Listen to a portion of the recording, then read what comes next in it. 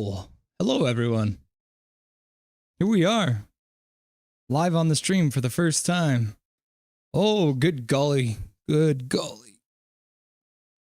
Welcome, everyone. We've got a few people here with us. Just getting things started. Got the end of the Blue Jays game just happening on the TV. Just settling in. Got a little drink to get me ready. And we're going to sit down, watch the Canucks preseason. It's going to be lots of fun. Going to see some new line combinations. We're going to see, well, actually, you know what? Enough of my jibber jabber. Let's go have a look at some things, shall we? It's got the Canucks lineup. So if we get a little quick over here. There we go.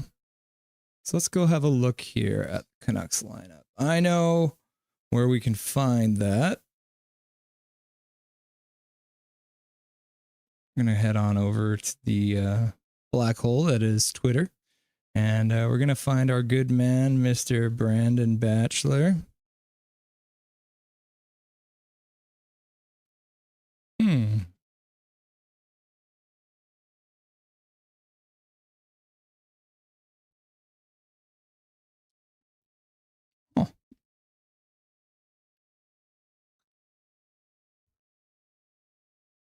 Oh, you know what? Let's head over to the old Reddit because that's a little bit more reliable for me. Yeah, I've got Canucks here. Let's see here.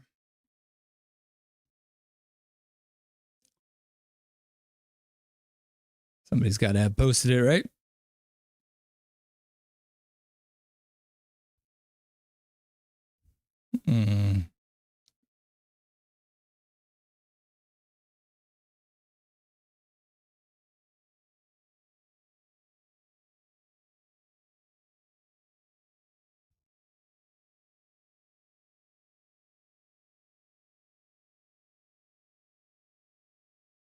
No, it's not Brandon Batchelor. What the heck is the guy's name?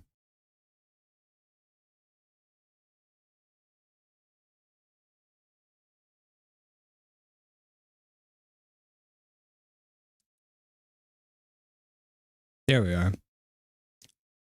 Brendan Batchelor. Look at me learning on the fly. Why don't we follow this guy? We should be following him. Oh, no, we do follow. Yeah, let's see here.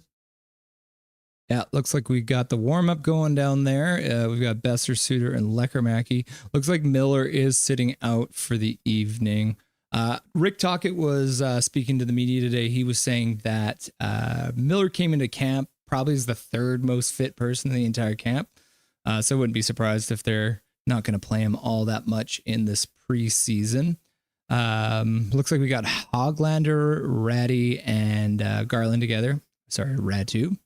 Hoglander apparently has showed up to camp as well in amazing shape. So that's going to be interesting to see. He's got a little bit more beef on him. Small guy, so getting a little extra muscle might be a good thing for him. Ratu has been playing well. He looked really good at the Young Stars tournament. He looked really good in camp, apparently. One thing that has been said about Ratu is he had not the greatest skating ability. And so I guess during the summer, he's worked on that. Apparently coming into training camp, he's been looking really, really fast. So that's a good sign. We've got old Garley there. Everyone knows Garley. I mean, he might be the new honey badger, eh? Because it used to be Yannick Hansen back in the day. He had the honey badger, but Garland's the kind of guy who just goes in there and digs it out. Like, he doesn't give two shits. He's just in there.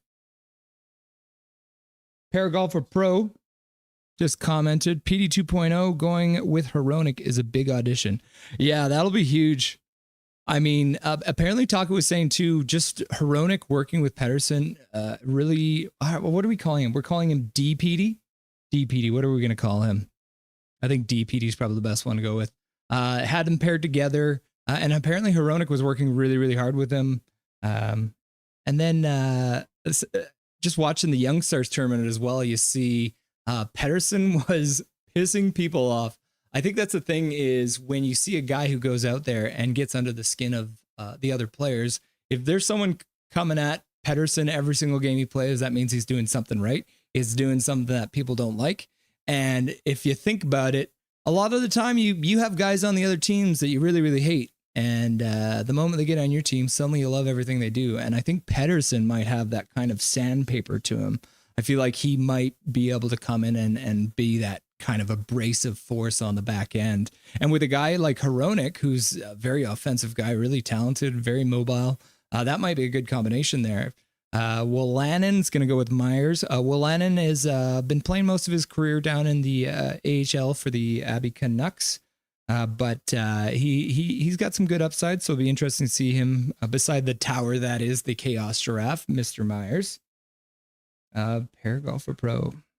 What do we got here? I watched him a couple times in Abbey last year, and he plays exactly the type of style Tocchet wants from his blue line.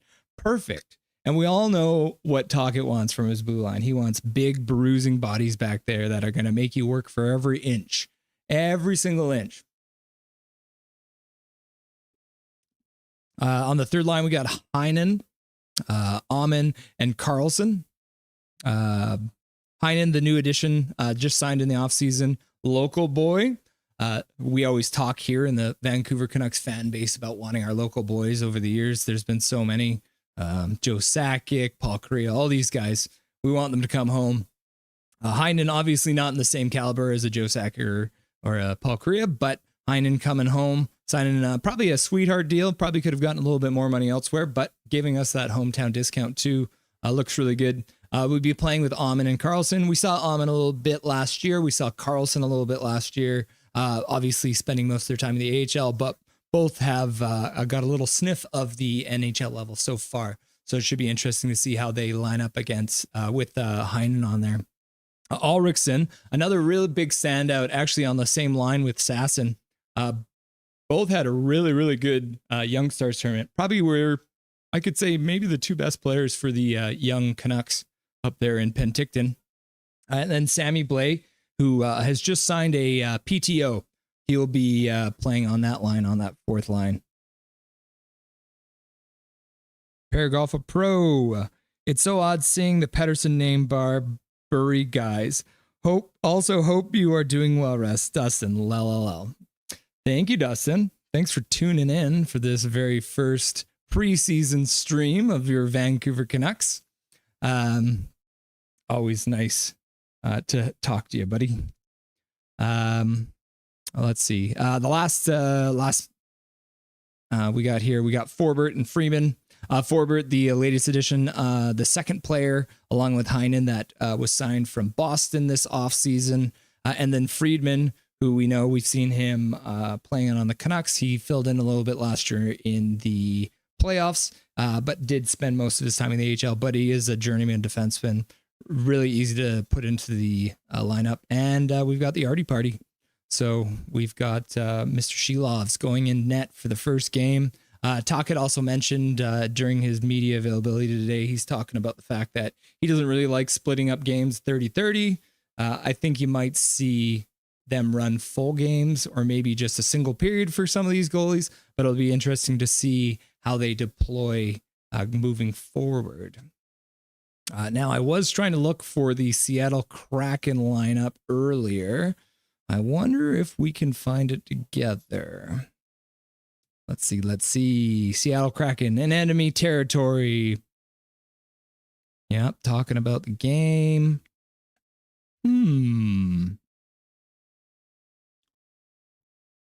Wonder who their play-by-play guy is. Let's find out. Who calls the Seattle Kraken hockey games?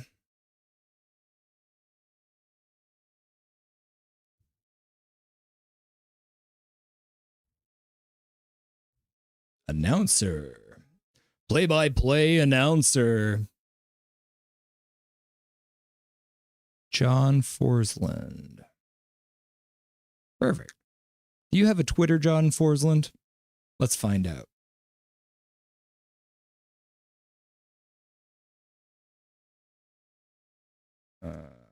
Kraken. That helps. Nope.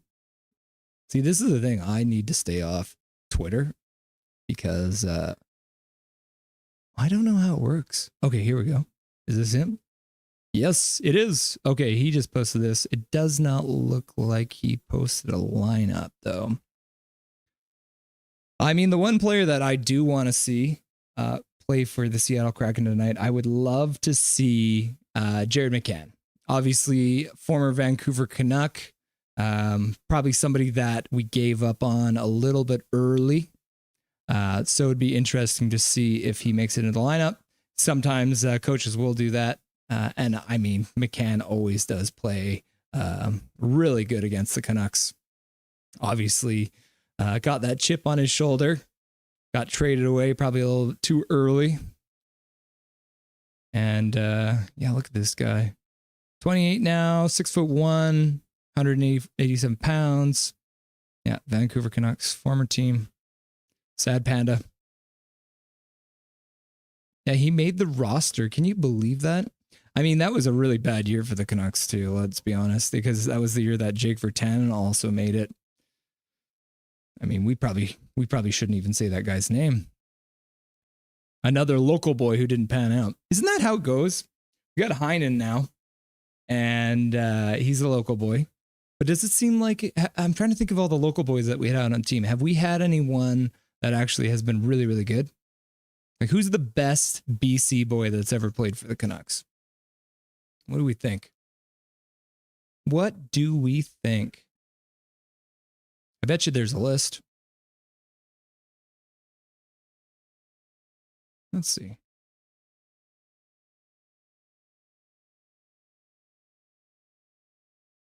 Best BC born Vancouver Canucks.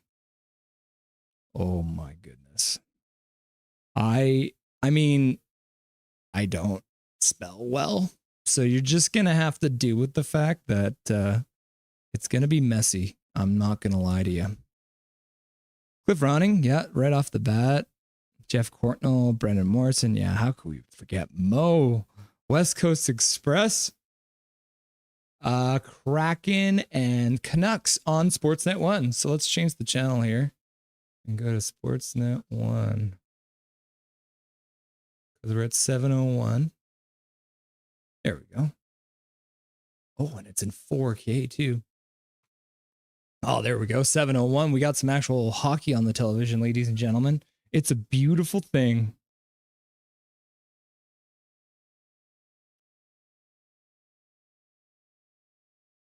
We don't talk about Willie Mitchell anymore. Hamhuis, yeah, I'd agree with Hamhuis. I mean, when I think back on the 2011 Stanley Cup final, I think that's one of the big reasons why we didn't end up winning. Dan Hamhuis, who was a tough guy, but wasn't really a rugged player, was interesting when suddenly he threw a hip check on Lucic, which ended up blowing out whatever his leg was. And I think that's one of the big reasons they ended up losing. But the combination of Dan Hamhuis getting out and then the Aaron Rome suspension, which I still think was crazy. What was it? 4 games in the Stanley Cup finals. You put that in regular season terms and that's like a 16 to 20 game suspension. Like, you got to times it by 4. One single game in the Stanley Cup finals, in my opinion, is worth like 4 games in the regular season. So a 4-game suspension in the Stanley Cup final, quick maths, that's 16. So I think that's pretty wild.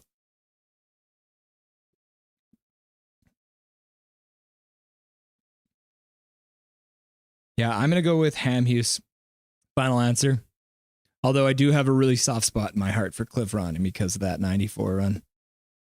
That was a beauty run.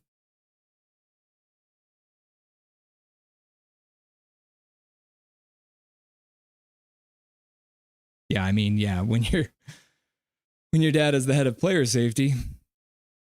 Look at this. Isn't it just beautiful, everyone? Look at this. We got the Vancouver Canucks walking down the tunnel. They're coming in. So it looks like the puck's going to drop pretty quick. I don't think there's too much pomp and circumstance in the preseason. Although I do think, actually, now that I say that, These are all things that you should prepare before your show. I learned that in my time from radio, but this is also the first time I've decided to let you all see my face. So that's, as a radio person, is a little terrifying for me. And yeah, I agree, Paragolfer Pro. Yeah, way too long. Drewski in the chat. We got Drewski, we got Mike, we got Paragolfer Pro. Nice to see everyone.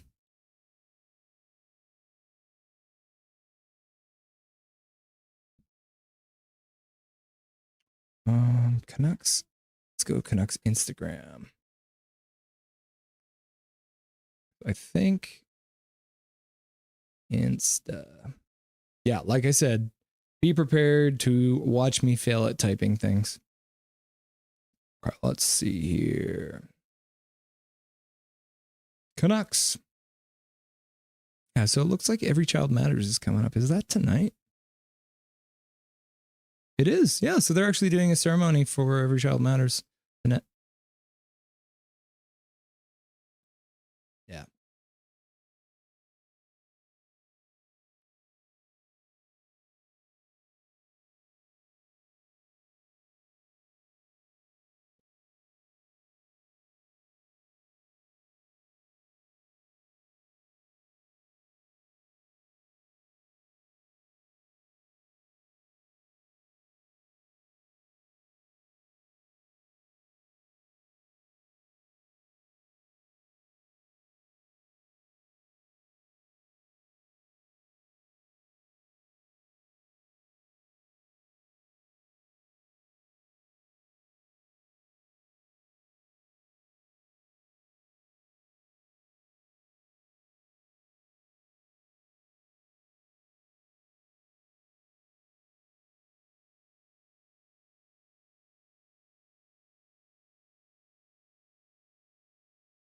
I will stand for this.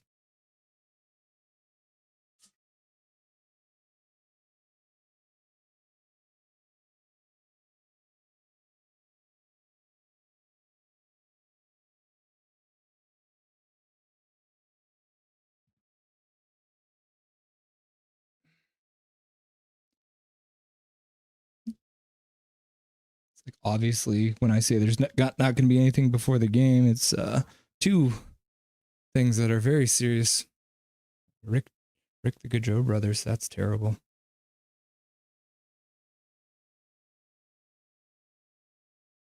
Yeah, it looks like they're doing a National Truth and Reconciliation Day ceremony. So that's awesome.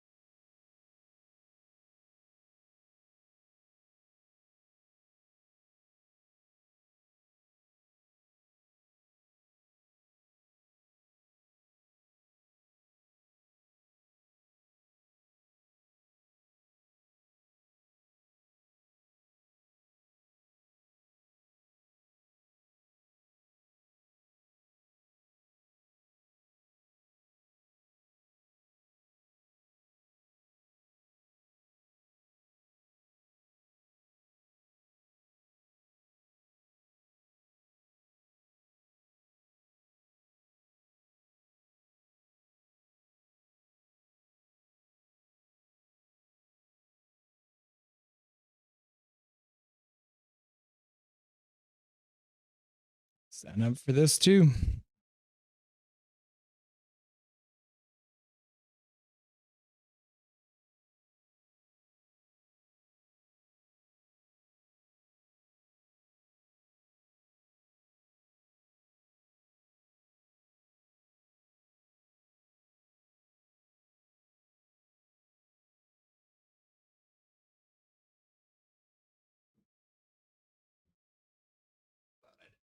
Add a little something to the wardrobe.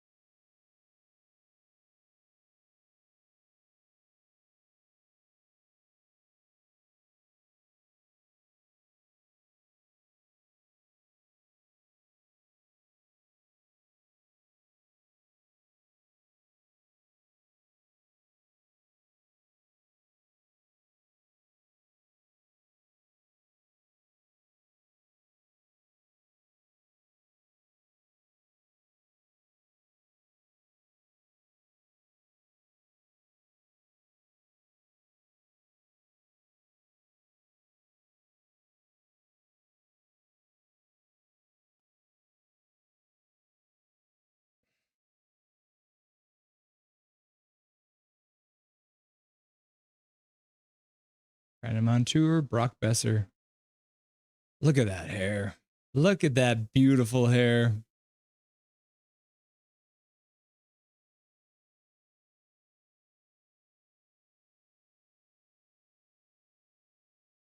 He just smacked him on the butt.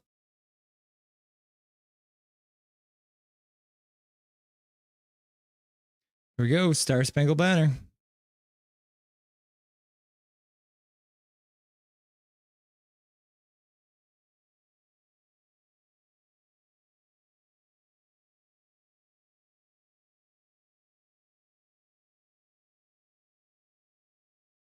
I am so tempted to sing along, and you should all be very happy that I'm not. Be very happy that I'm not singing along. I don't know if I'm gonna be able to make it through an entire stream without singing, so you might just have to deal with that. It's just gonna probably happen, so.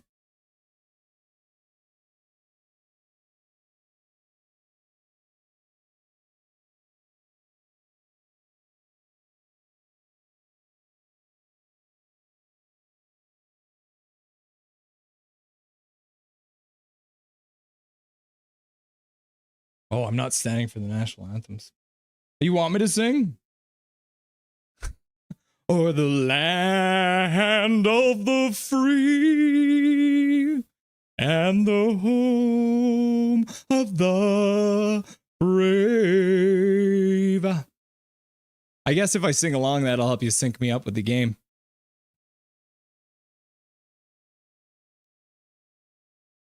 Okay, let's sing "O Canada" together, because that's what we do at games, right? Oh, Canada, our home and native land, true patriot love in all thy sir and all of our command. We changed it. It's all of our command. With glowing hearts we see thee rise. I'm singing quicker than her. The true north strong and free. From far and wide, O Canada, we stand on guard for thee. God keep our land glorious and free. O Canada, we stand on guard for thee. Oh, Canada, we stand on guard for thee. Yeah, it was fire, wasn't it? Yes, we are star for the sport. So for everyone out there who's watching, if you want to sync it up with the broadcast, if you're watching on a device where you can go a little far back, I believe there's a slight delay for what you're seeing on screen. So once we have the puck drop, what I'm going to do is I'm going to do a quick little countdown. 20, 19. Oh, I can't count down. I better figure that out. I'm just going to have to read the screen when it happens. Yeah, we'll do a quick countdown. I'll tell you when the puck drops. If you want, you can sync it up, make it a little better. Obviously, when goals are being scored, that kind of thing, you're going to need to have it at the same time. I don't want to be behind the play. So yeah, what I'll do, I'll count it down once the game gets started, and we'll go from there. Oh, hey there, Zach. Welcome to the party. Got a little shindig going on here. Hopefully you're having a good night. I'm glad to see you got out of work in time. Elias Pettersson. Yes, let's all learn that together. Elias, he's even got EPD. That is hilarious. So he's literally, maybe we make, I think, because we want to call him DPD, but maybe we go EPD. Or I guess we might just have to call them by their first names, because it's Elias and Elias. So it's Elias Pettersson and Elias Pettersson. Elias Pettersson plays defense. Elias Pettersson plays center or wing. So we got Hronek out on the ice to start. We got that Garland lined. That's good. Isn't it wild? I'm pretty sure that a lot of the other NHL teams have already played a couple games. I know Seattle's already played one. They lost their first game. And just before the puck drops, who didn't see Utah score their first ever goal? What a beauty, eh? At the end of the day, we might just have to change that jersey up there. Now the Utah Ericssons, as they scored their very first NHL goal on themselves.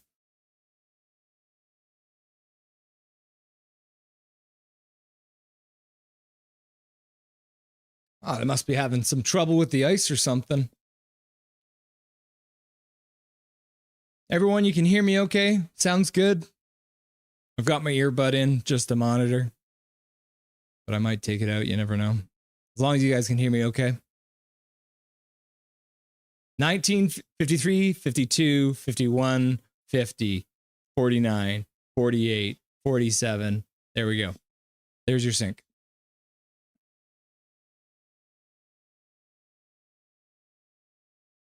Yeah, we got Hoglander out with Garland and Ratu. There's EPD. Good hold at the line.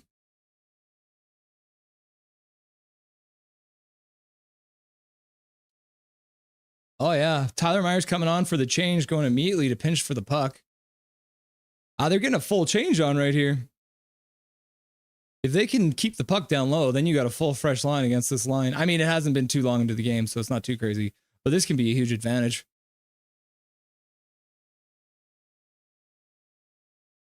Yeah, you got Wolanin out there with Myers. I always have a soft spot in my heart for Tyler Myers. The chaos giraffe.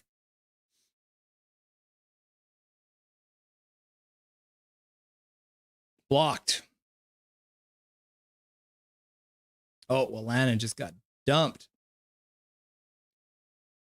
That's one of those things. You go from the AHL to the NHL, and sometimes it takes a minute for you to get used to the speed. I mean, it's early in the season, too. Look at me. It's the preseason. Calm down. Relax. You need to relax, Russell. Everything's going to be all right. Thanks, boys. There we are. Dandenheim, Langley native.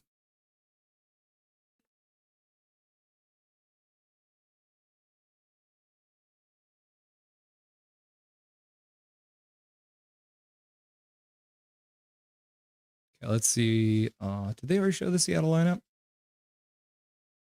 I should be paying closer attention.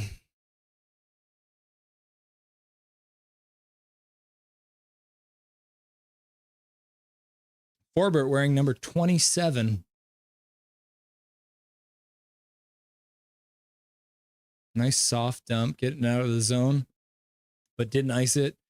I think everyone but one person changed there. I think Carlson's the only one that's still on the ice.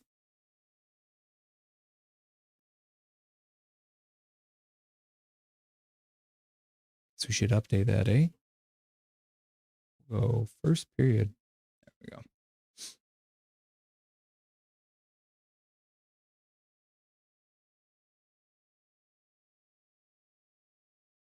Sammy Blay onto the ice.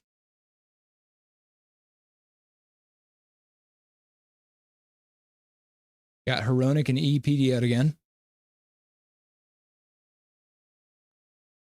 Elias Pettersson. Oh, and Hronek's down low. Getting back. Oh, yeah, it looks like we got Hronek out with Wolanin. Oh, they're just midline change. 3 minutes into preseason hockey. Seattle with 2 shots, Vancouver 1 shot. 16:30 into the first. Oh, Hoglander. Oh, my. That was an interesting choice. Dropping the puck there was not a great choice.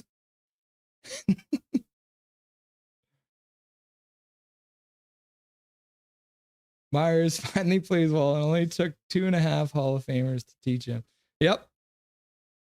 I mean, I'd like to think that getting taught by a Hall of Famer or 2 would probably improve your game. But I think I stand by my previous statements, even though I think even maybe it was not last season, the season before, I I started to lose faith in the chaos draft. I wasn't sure if he was going to be able to cut it. But I do think that the thing that Tyler Meyer has is he is definitely a playoff performer.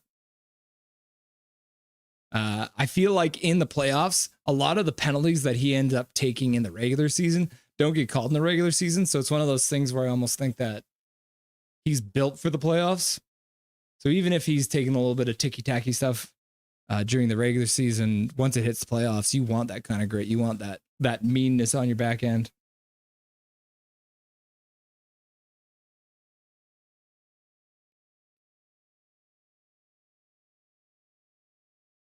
Cassie Simpson says, we can see the game. You only got 6 of us here. Smiley face.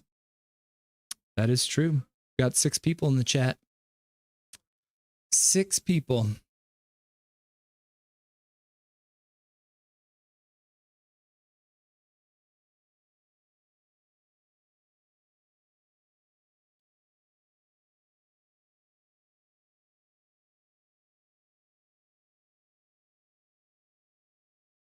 Three shots to 1. Play back underway.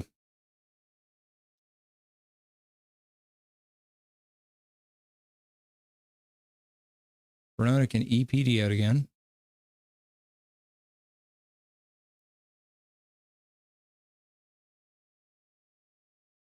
Even when he makes saves like that, he shows the confidence. Just like grabbing it out of the air.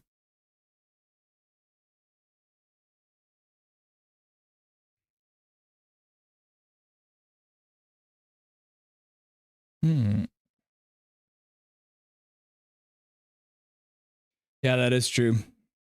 He has the big guy penalties that happens to him.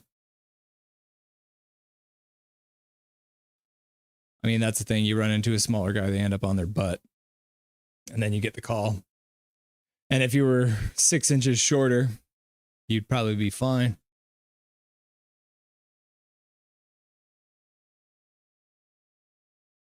Four shots to 1. This was a common problem with the Canucks last season, a lack of shots. They're having a little bit of trouble getting in and getting some shots on Seattle right now. Learn the rules, Vancouver.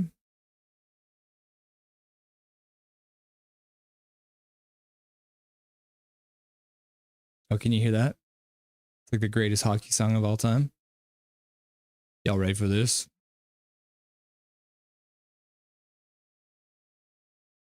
All right, everyone, you got to be cool. My wife's on the way home.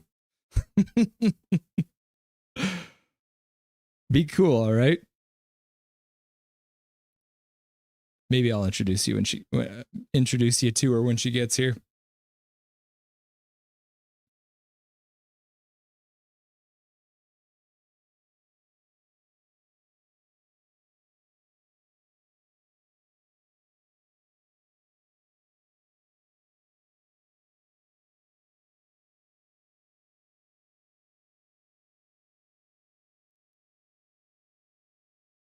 Commercial break. Nobody likes a commercial break, do we? I'm starting to think that maybe during the commercial breaks we like do other things. Because it's probably just going to be a whole bunch of gambling ads, you know?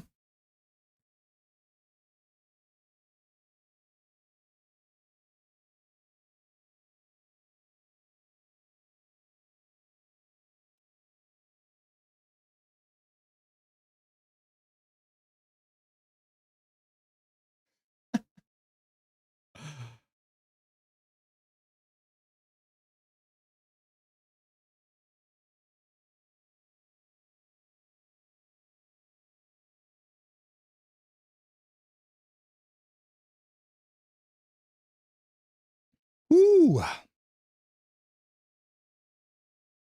She was at her job.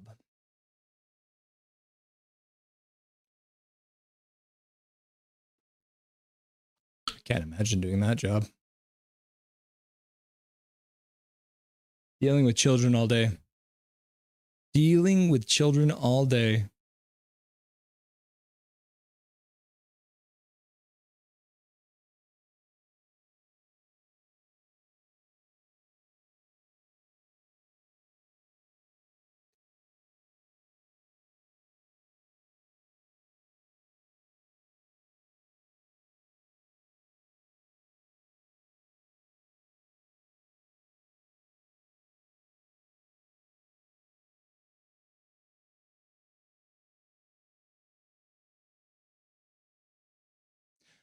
Yeah, look at these playoff highlights. Sheila's went beast mode.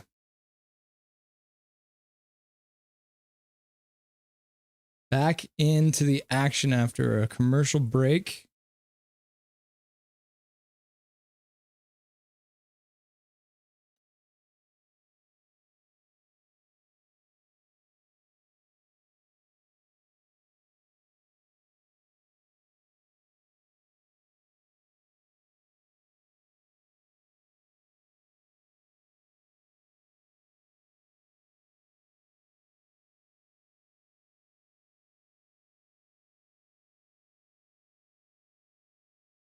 There we go. Another shot. Oh.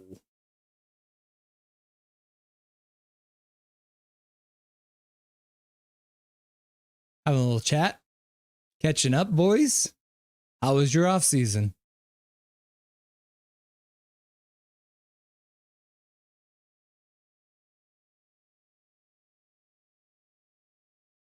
Oh, yeah, there's chat. Oh, Sammy Blay getting into it.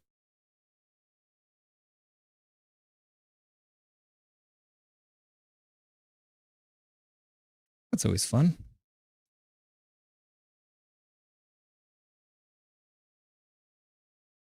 Gotta do it before the ref can see you. Chaos Giraffe in the house.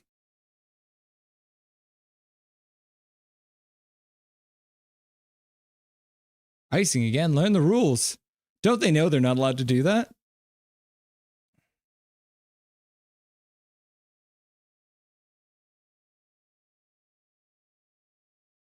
Home opener, October 9th, everyone. Get excited. It'll really mean something.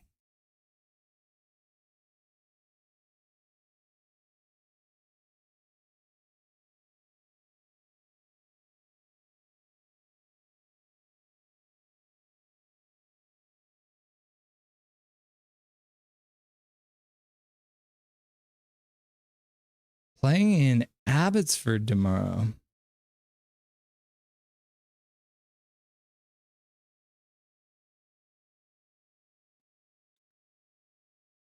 I mean, this really does feel like a preseason game, everyone, doesn't it?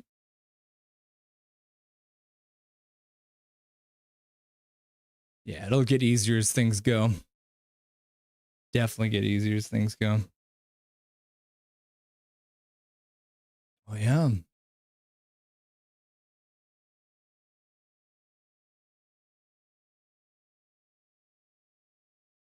think you're going to start seeing that more often. Getting some female representation in the coaching. Didn't get through.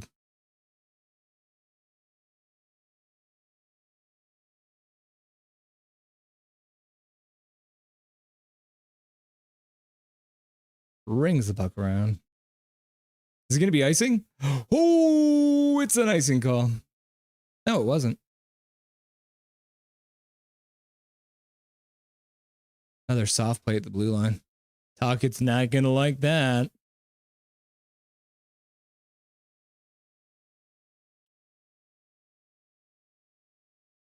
Blacker Mackey.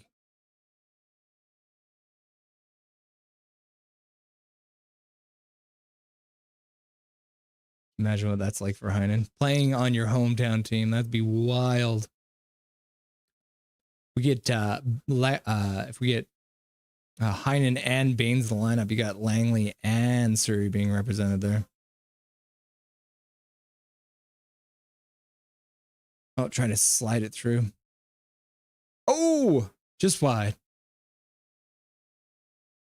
Hey, here we go. Flurry of action in the offensive zone. You're also going to notice very quickly, I have been watching John Shorthouse for a very long time. And I'm pretty sure that he's the reason for most of the things that I say. As you just heard, I literally just said a flurry activity. And then like 10 seconds later, he said the same thing. I used to do it with Cheech too. Probably just because I watch him very much. Oh, Ulrichsen.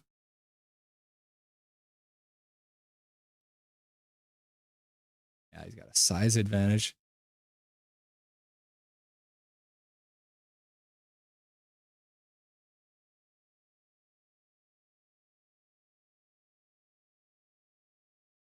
Not much more here, boys. Oh.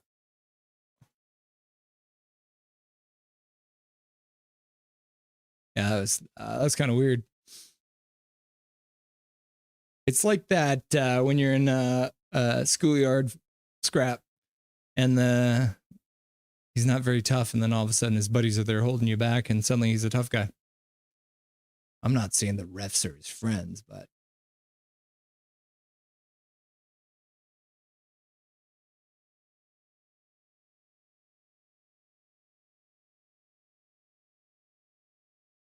can't imagine that feels very good punching someone in the helmet. Back in the day, it used to be like immediate helmet off, but I believe nowadays that's a penalty, right? Does anyone know?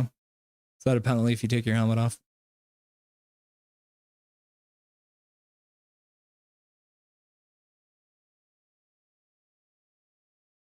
Oh, wow. So they're in the middle of that. There was a too many men on ice penalty against the Seattle Kraken. It looks like they took one of Vancouver's shots away, so then I only have 2 shots.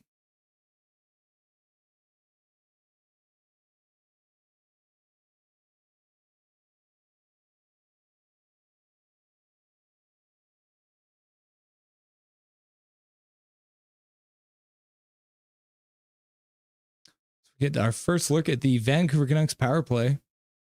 They obviously don't have a lot of the weapons that would normally be used on the power play, but it is obviously the preseason and a good time for some of these guys to get a look. It's got Lekermacki, Suter, Hronik, Besser.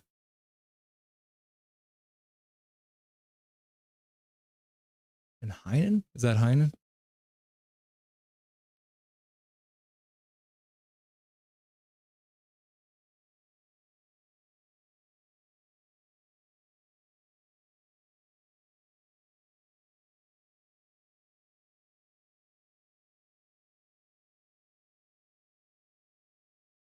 Good hold there.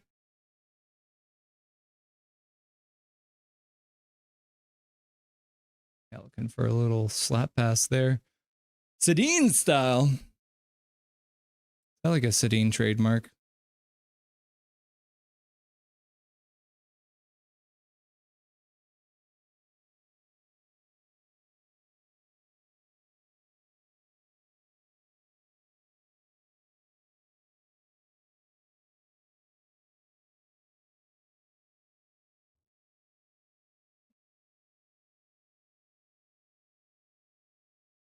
Yeah, it looks like he pretty much saw the shot the whole way there. Not bad to get the shot through, though.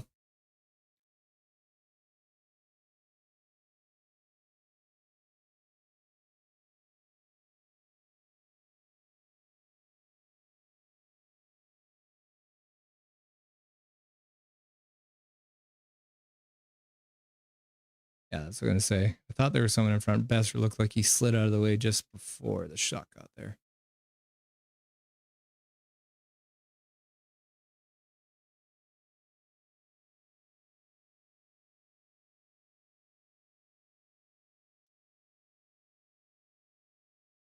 Oh, wow. Top defenseman in the entire AHL.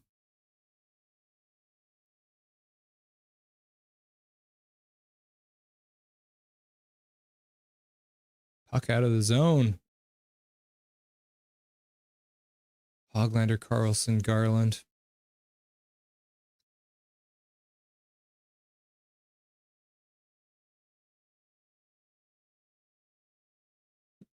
That wasn't a pass. That was just Garland dumping it in for himself.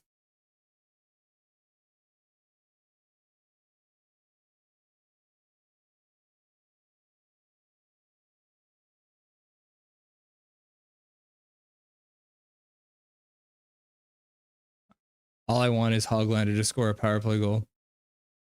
Because what was it? He had 20 something goals last year. Didn't even get a power play goal. But I mean, he didn't get a lot of time on the power play.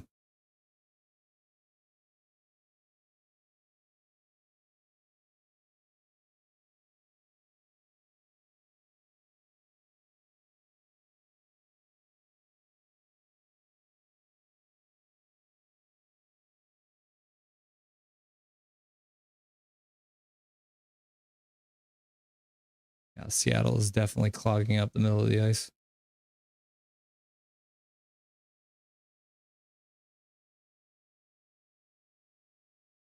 Shot wide.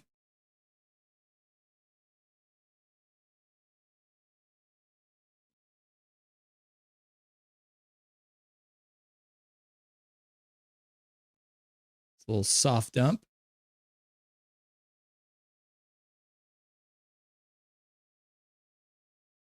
It's one of those passes you probably don't want to see. Good that he managed to, even from his butt, make a play, but it's that same thing. We've seen a lot of that tonight, is that the soft plays at the blue line. And that's something that drives coaches nuts.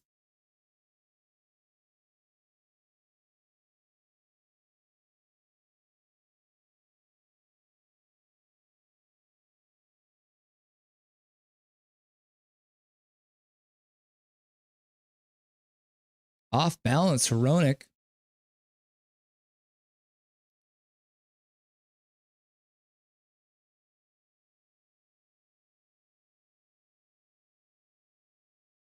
Ratu just got dumped in front. Look at that. You got all 5 Seattle players on the one side of the ice, like down low too.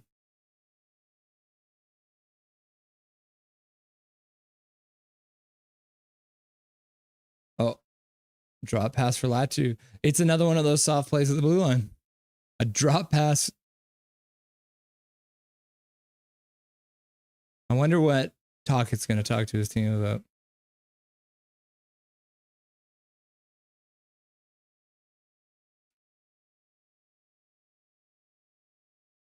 Still 0-0 dry. Shilov's with a big save. Keeping it a 0-0 draw.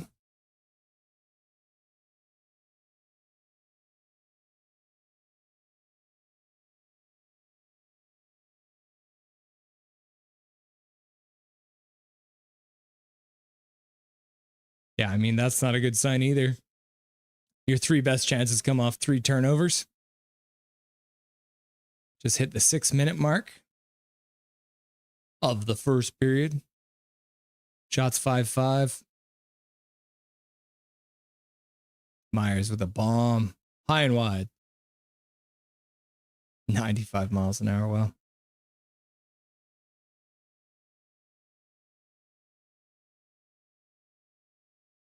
And look at that.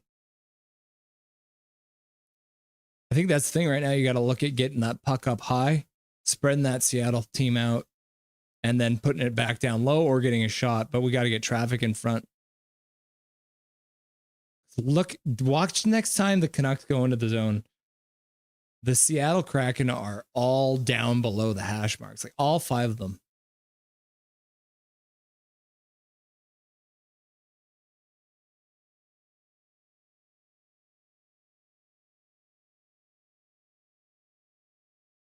Joey Decord.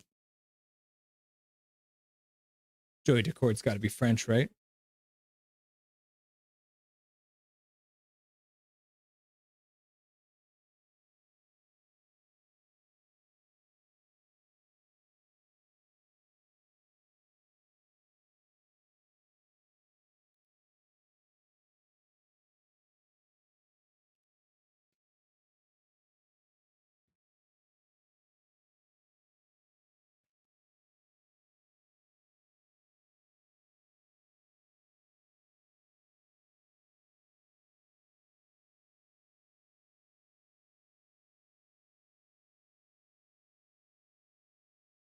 Slap pass, slap pass.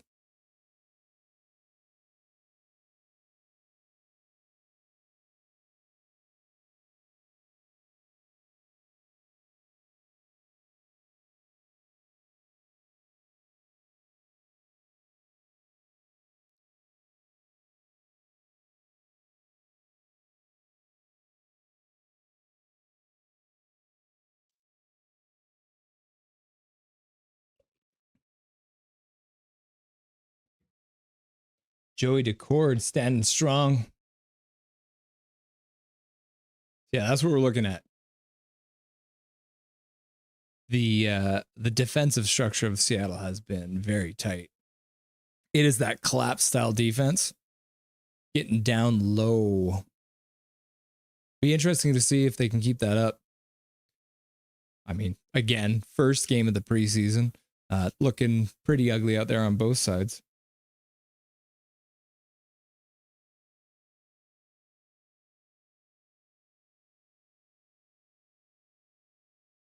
Canadian Tire.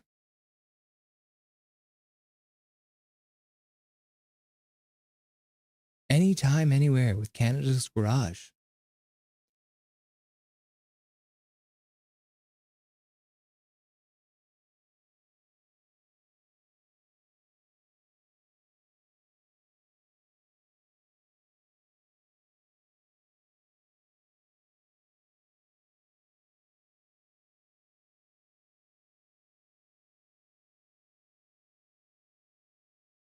Ooh, ooh.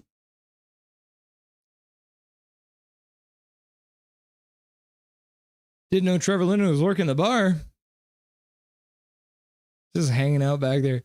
Hey, Mr. Linden, do you think I could get a beer? Yeah, beer? I don't know. He's just hanging out back there. I don't know what to tell you.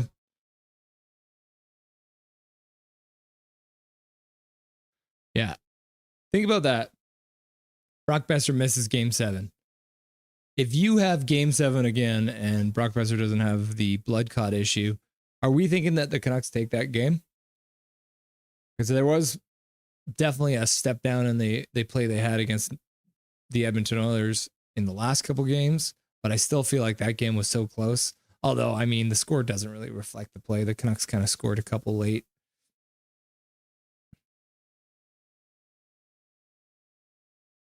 Two on one. There we go.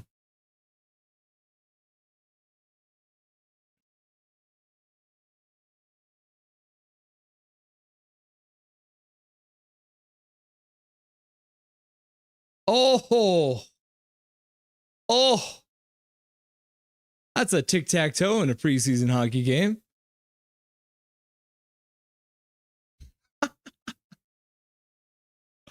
Hoglander does exactly what I wanted. There it is. There it is. Can I get some Hoglander in the chat scoring his first power play goal as a Vancouver Canuck? Oh, yeah, beauty. Ratu down to Carlson, up to Hoglander. The defenseman does not block the pass. Alexiak, you had one job, bro. All you had to do was block a pass, and you didn't. You got to give your head a shake. And Hoglander, power play goal. Let's see if he gets some time in the regular season. Should be interesting to see. 24, there it is, Shorty. Thanks for that.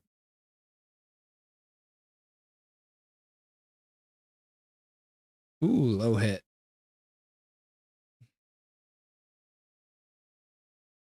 Sasson working hard. Oh! Off the post!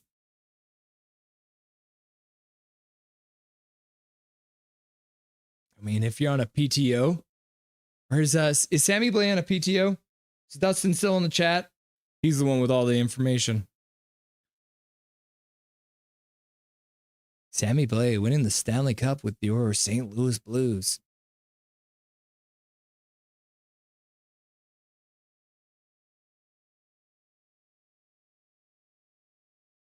Bouncing on that one.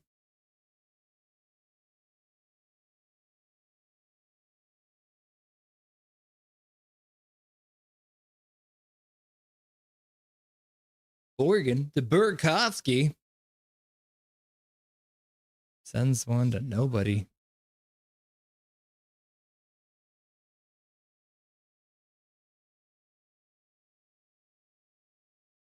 Behind the net.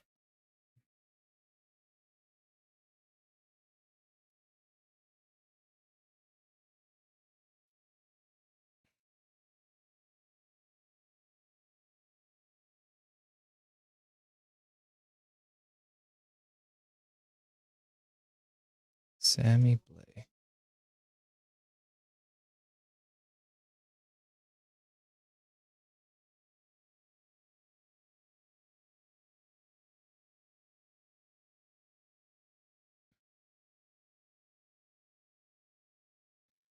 Sammy Blake playing on a PTO. Shelovs with a sick glove save. Fielding it. Niels Hoglander. Yeah, there it is. Look at that. Putting it off the iron, the goalie's best friend. The cord. Okay, so I already got my first wish for today's game. Hoglander scored a power play goal. What else do I want to see? What else should I put on my wish list for the Canucks' first preseason game?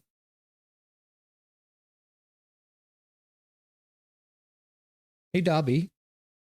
Dobby. Is it time? Do you guys want to meet my dog? We're in a commercial break. Hey, Dobby. Come here. Come here, Dobberton. Yes. Come and say hello to the people. Oh, yes. This is Dobby. He's kind of shy. He's a little shy. Yep. Say hello. Dobby is a miniature Aussie Shepherd. He's a troublemaker. He is very cute. Probably too cute for his own good. But he's usually a good boy. He's usually a nice good boy. He had a little bit of a tough go the last little while. He had a foot that he was chewing on, and he got a little bit of a scab, and then he pulled the fur out and had to wear a cone for a week and a half because he wouldn't stop chewing on it. So we had to give him a foot spa, and it's looking a lot better now. Yeah, he's doing better. Okay, you can go. A little camera shy, that one. Dahmer's the goat. He is the goat. I'm just waiting for the day when I get hit in the head with one of my lights because my dog has ran up and smacked it. It's going to happen. That'll be on the blooper reel at the end of the year. Oh, yeah.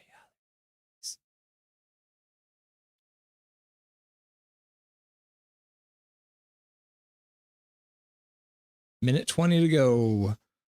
First period.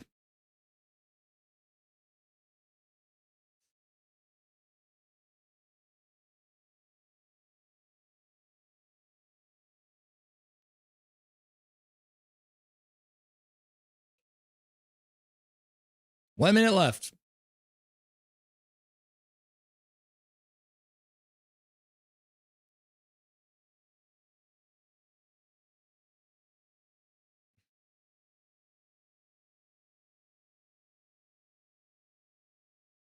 His stick is good on offense. His stick is good on defense. It's Lecker Mackey.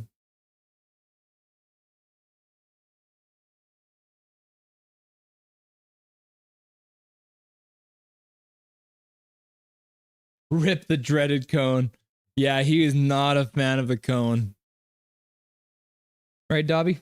You hate that thing. But it was the first time that he ever got to sleep outside of his crate. They had a little bit of freedom, which was nice. I didn't think it was going to be nice sleeping inside of his crate with a cone on, so we let him sleep wherever he wanted in the house, which he doesn't normally get. Because as I said, he is a mischievous little bastard. And but he got some freedom that night. Now what are you doing? You're just sitting there looking at me? What are you waiting for? What do you want from life? Come here.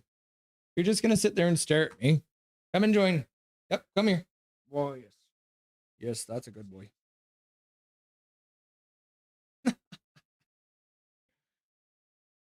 The thing you have to know about an Aussie Shepherd is that if you're not petting them, they will not be happy.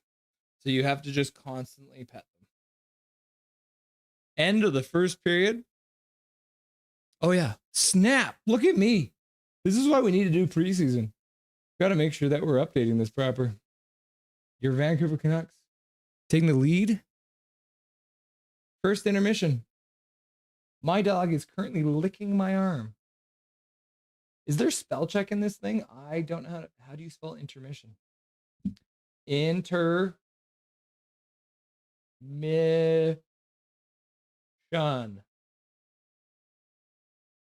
First intermission. Hey, what are you doing over there? Huh? Come closer. Come on. Come on. Come on. Oh, yes.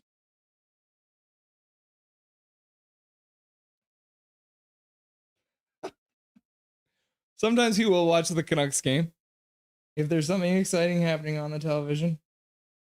But Dobby's favorite movie is Alpha, which is a movie about the very first dog, obviously a wolf. We watched that on your second birthday, right? Oh, now you're burping. You can just see his tongue sticking out here, huh? Oh my God, Dobby. Righty.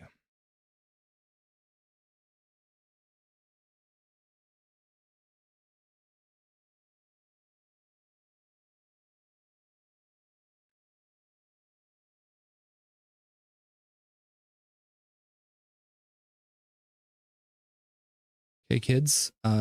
Just give me 1 second. I'm gonna go grab another beer and some more water, and I will be right back.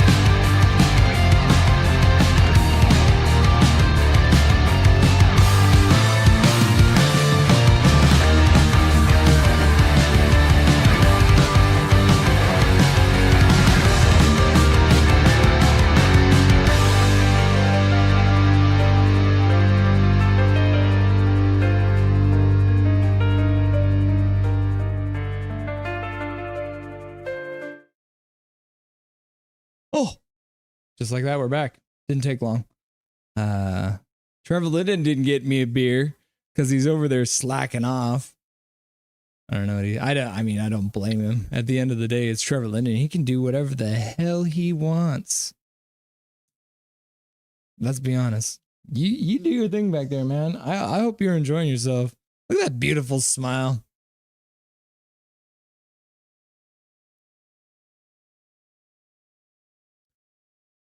Isn't it so nice? Look at this. We got highlights on here.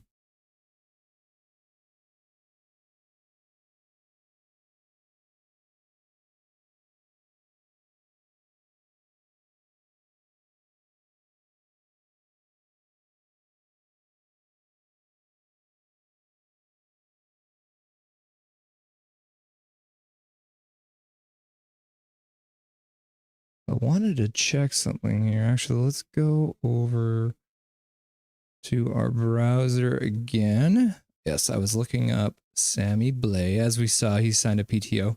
Professional tryout means he is going to have to prove that he can make the team. Won the Stanley Cup, obviously, with the St. Louis Blues back in the day. So has the pedigree, but we'll see how she goes. I'm gonna check something here because sometimes we can actually look at this game so far. into the first intermission. You see the Zambonis. 8 shots on goal for your Vancouver Canucks, 7 shots on goal for the Kraken. Niels Hoglander with his first power play goal. Can't we watch this? Is that a thing? Oh, that is sweet. Yeah, here we go.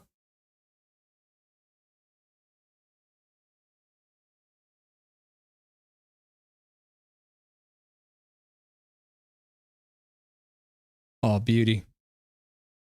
That's a beauty, eh? It's one of those things, preseason can be a little Alexiak in the front there. Wasn't really able to hold on to it. So that is cool, yeah. So that's something I think we're going to be doing moving ahead. So we can watch those. It's cool too, dude. Like, I don't know how much time you guys have spent on NHL.com, but there is some amazing stuff on here.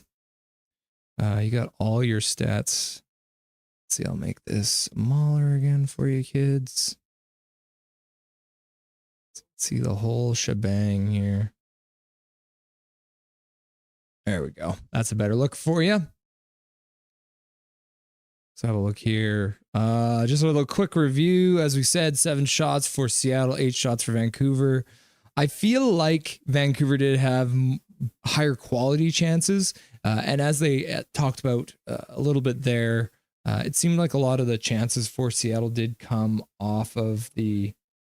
That's illegal, sir? What's illegal, Mike? Huh? Tell me. I'll fight you.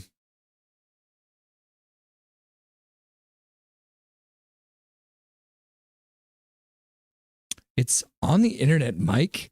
What are you going to do? Huh? You going to rat me out to the police?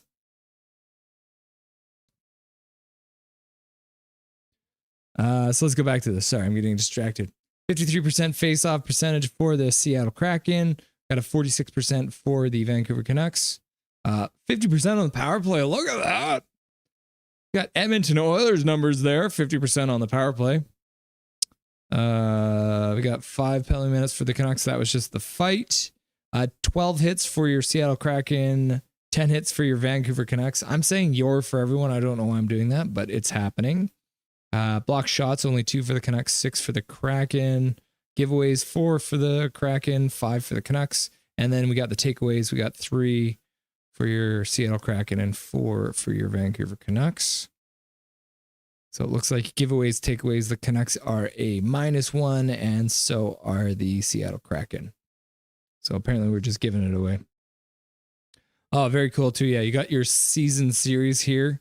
So the first time they're going to play in the regular season is going to be December the 28th. They're going to see them again in January. So that's actually a couple really quick games there and a little bit more spaced out, about a month apart. This could be interesting. Very last game of the season there on April the 2nd. Well, let's see this. If you haven't seen this stuff before, they have all this stuff on the Canucks website. It's wild. Every single stat that you could ever want is on here.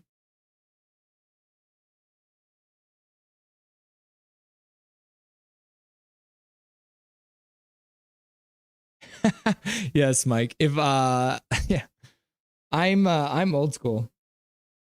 ASL. I am 39 years old. I am male, and I am in the Lower Mainland. Beautiful, dirty Surrey. Who's old enough to know what ASL means in the chat right now? I think Drew knows, obviously. Mike, you're not the boss of me. Full play-by-play. So that you can literally go into this thing and you can look at every single event that happens in the entire game. You got your blocks, you got your shots, hits, and then it actually describes them too. So it tells you Ratu hit Borgen in the offensive zone. It's pretty clear. You also got everyone who's on the ice for all of these different events. And they do this as the game goes on. I bet you anything they have some kind of an online portal that they're using when they're... Oh my goodness. Let's get back to the 100%. There we go. Yeah, let's see the Canucks face-offs here. Ratu in the offensive zone, 4 for 4 in the offensive zone. That's pretty impressive. 1 for 1. Neutral zone, 1 for 2. Yeah, so Ratu is the clear leader right now. 6 out of 7. 86%. So he's actually won 6 of 7 face-off wins for the Vancouver Canucks so far tonight. 30 down, not for long. I know. Can you imagine the big 4-0? What does that feel like? I feel like it's going to feel just like 39. I don't think I'm slowing down in my old age, am I? I'm still spry. Let's see what other stats we got going on here. Oh, face-off. Sorry, what's this? Oh, so that's more of a team breakdown. Yeah, this is wild. If you ever want any stat for the, you just look it down here. Time on ice. So let's have a look at the time on ice here for the different players. Brock Besser's been on the ice for 6 minutes. Connor Garland, 6 minutes. Roenick, 6 minutes.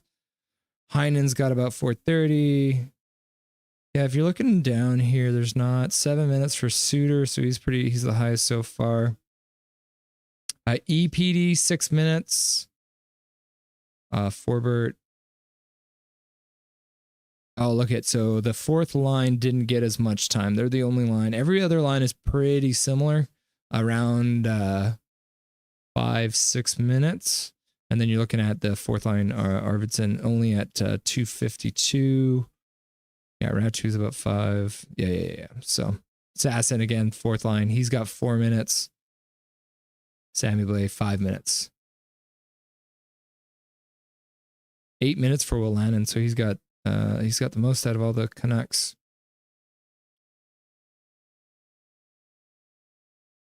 I'm like a fine wine. Okay, here we got the shots too. Jaden Swartz.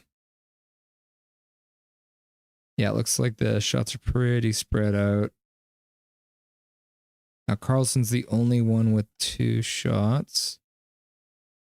Hoglander, 100% shooting percentage. Look at that.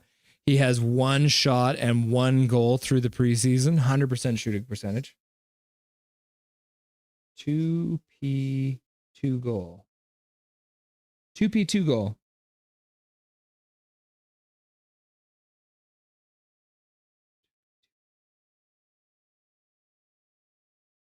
P2 goal. Huh. I'm trying to figure out 2P2 goal. What do you mean, Depot? Thanks for coming to the chat, by the way. I appreciate that. I wish I had a better idea of what that 2P2 goal. Should I Google it? Let's just Google it. That's pretty much what I do with everything. 2.P2 goal. Let's see what that means. Poker. 2 goals in 1 play. Hockey should introduce 2 goal line. I read it.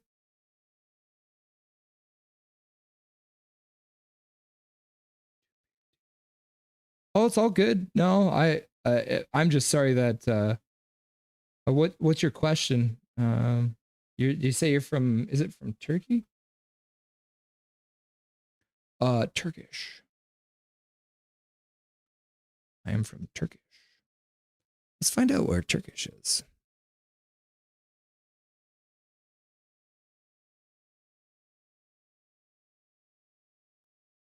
Which country is Turkish? Turkey.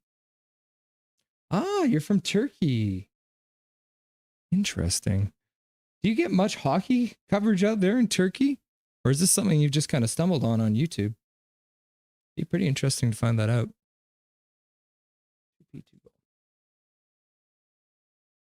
If you're coming here to learn a little bit about hockey, I'm by no means an expert on the subject. I've been watching it for years. I played a little bit. Had a lot of fun. Unfortunately, had to retire a little early. But yeah, I'd like to think I've got some things to say about the game as it goes on. So tune in again. I'll be streaming every single Canucks game this year. It's going to be interesting. There's 82 games. That's a lot of games. So I'm going to do everything in my power to be there for everyone out there on YouTube.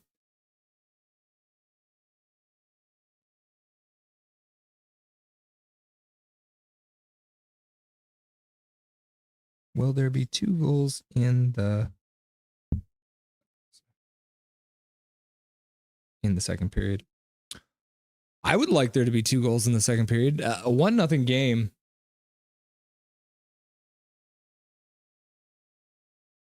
Canucks versus Kraken. Yeah. So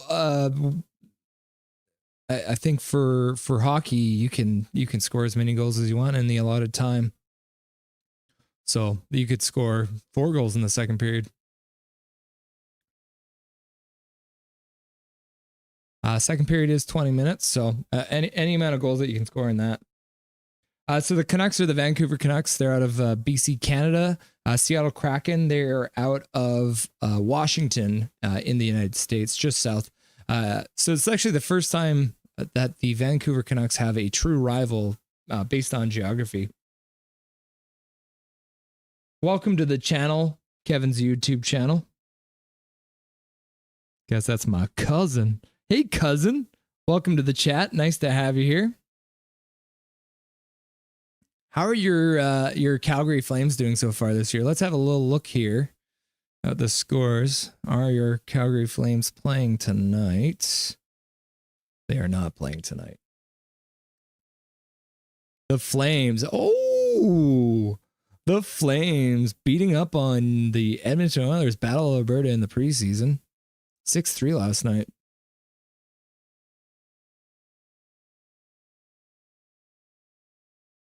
I wouldn't. No, the Canucks and the Flames have always been rivals. It's always that thing. But I think what it comes down to with a true rival, at the end of the day, if you were to pick a number 1 rival for the Calgary Flames, it's got to be the Edmonton Oilers, right? So Edmonton, Calgary, geography so close together, right? Montreal, Toronto for a long time, that was the rivalry, so close together. Swept the split squad last night. Oh, so there was actually 2 games here.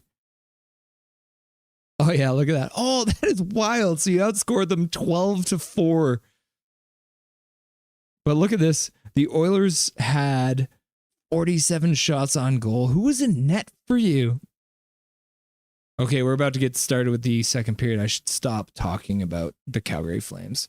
So just quickly back to my last point. Here we go. 1957, 56, 55, 54, 53, 52, 51, 50. There's your sync.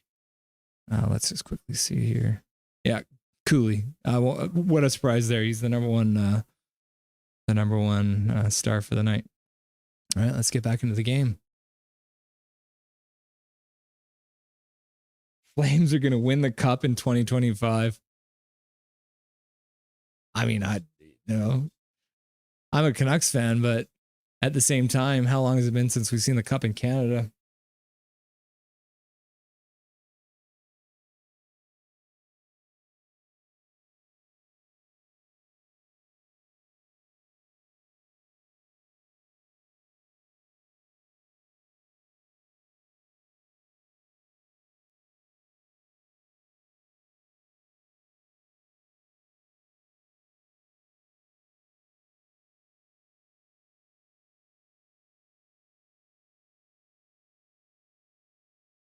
Too damn long. What's too damn long?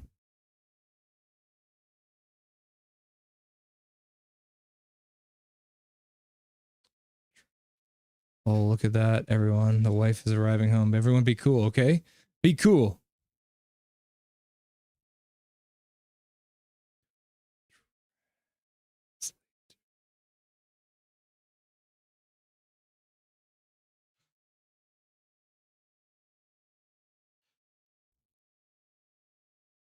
I love watching you from Turkey. Thanks, Depot. It's great having you. I hope you're enjoying it so far. I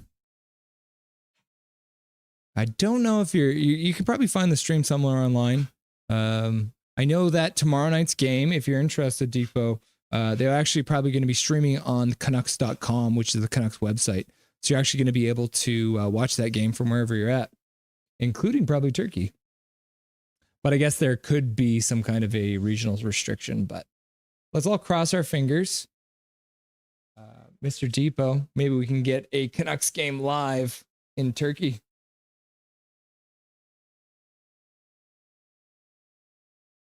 There you go, second period. Quick 2 minutes.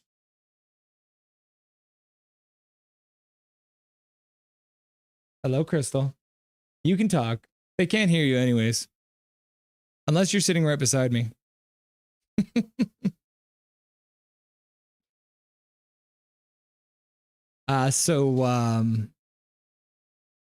Yeah, Kevin, I'm going to finish my thought. The Canucks have always shared their rivals. It's pretty much, long story short. They've always shared their rivalry with Edmonton, with you guys. They've always shared the rivalry with the Flames. They had a short rivalry with Chicago, but we were never Chicago's number one rival. So that's kind of where my headspace is in on that. The first time that we have a team that could potentially be our number one rival and us also be their number one rival, which would be very cool. But I think the only way that's probably going to happen is if we can meet in the playoffs. I think that's the best way to build a rivalry. Another icing. I think we're going to have to start a counter. How do I get a counter on the screen? We're going to count all the times that the Canucks ice the puck. Depot, I am streaming from Surrey, which is in the lower mainland.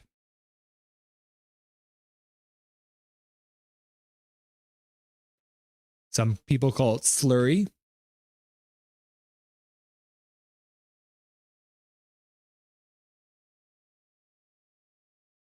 You see the smile on my face, it's because my wife walked in, okay? Just relax, everyone. Relax.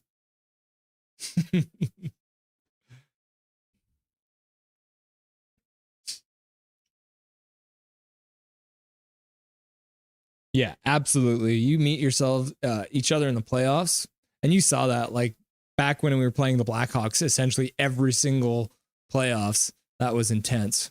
I mean, they thumped us for the most part till Bruce slayed the dragon, but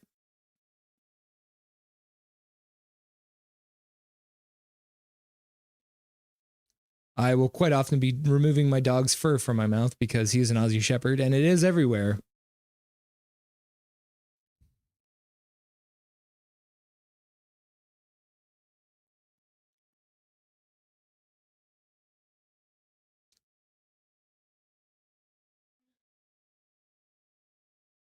Onside? That was very close to being offside.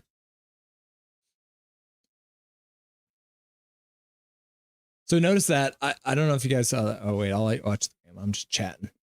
There's a new rule in the NHL this year about getting on and off. Oh, how did Sheelaws even get there?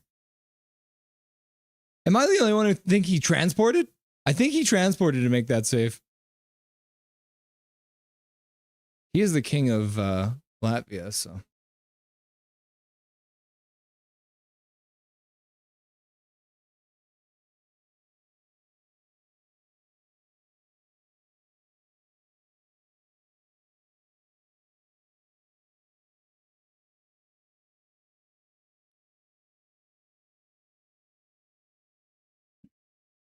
Yeah, not a lot happening in this period so far.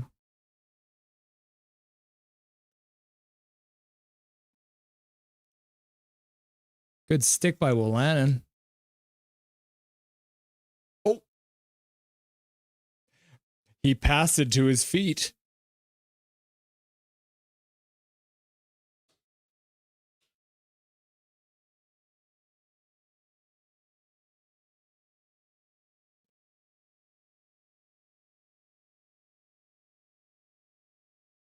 Ooh.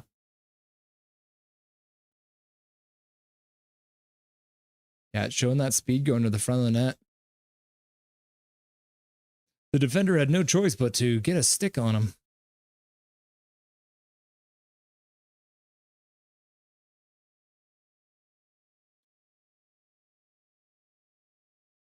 Hangs on. Now that I'm thinking about it, with John Shorthouse calling a lot of these games, I think you're probably going to see. What do you think he'll call? He'll probably call them by their full name. Because remember when Tanev was on the Canucks, Shorthouse tended to call him Christopher Tanev by his full name.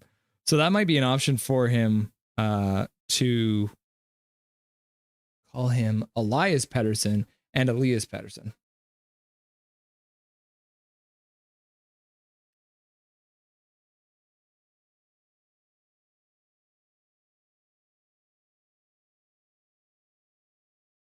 This period is going by very quick, by the way.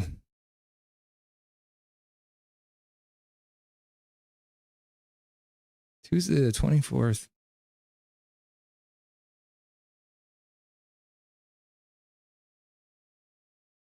Is there an icing stat? Oh, actually, yeah, we can do that. Let's quickly jump over here. Let's try and find the icing stat. Game summary, event summary, full play-by-play. Okay, let's see if we can find, is it icing? Yep.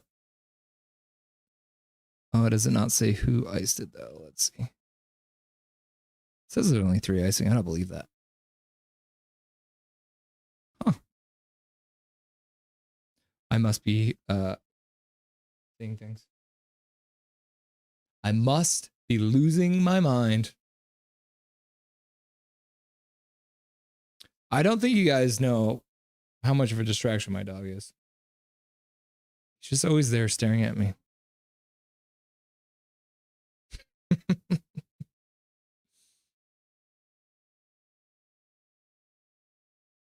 Ah, off EPD. Yeah, you can see that. Oh, right off the top of the lower back.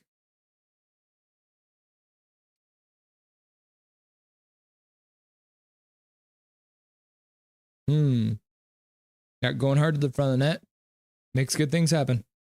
Another power play. Okay, how many power play goals can Niels Hoglander score? How many?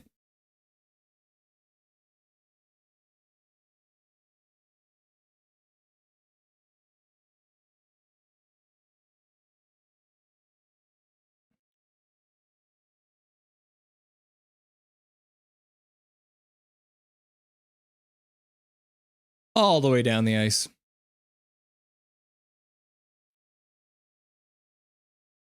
Oh.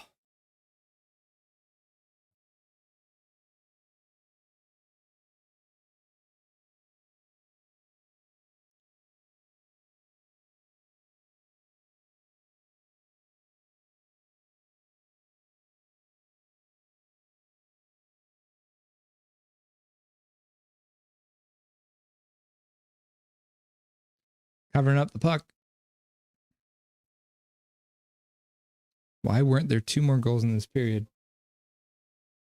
Why weren't there 2 more goals in this period? They haven't scored yet. So hockey has 3 periods. So you play 3 20-minute periods. If the teams are tied after those 3 periods, then you end up with overtime or a shootout, depending on it. Regular season, they'll play what's called 3-on-3 overtime for 5 minutes to try and score an extra goal. Oh, Carlson looks like he's doing a jump off, trying to tip that ball away from the team.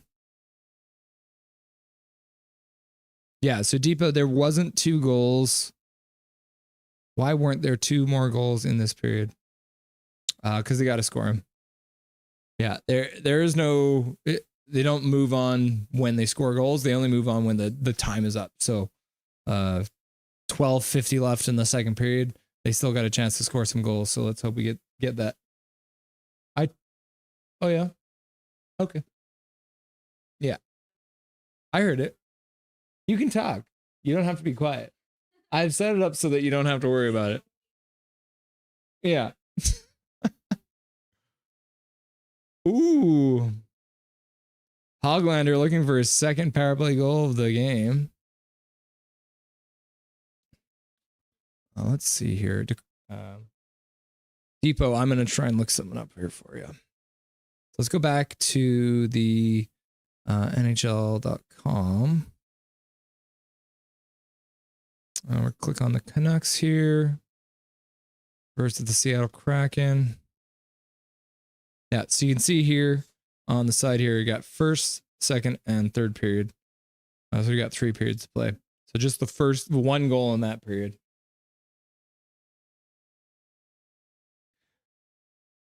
Crystal, Drew says he cannot hear you at all, so it's perfect.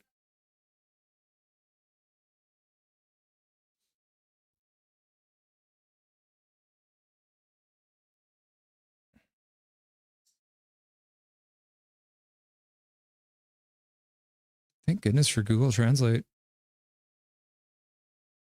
Prada moment.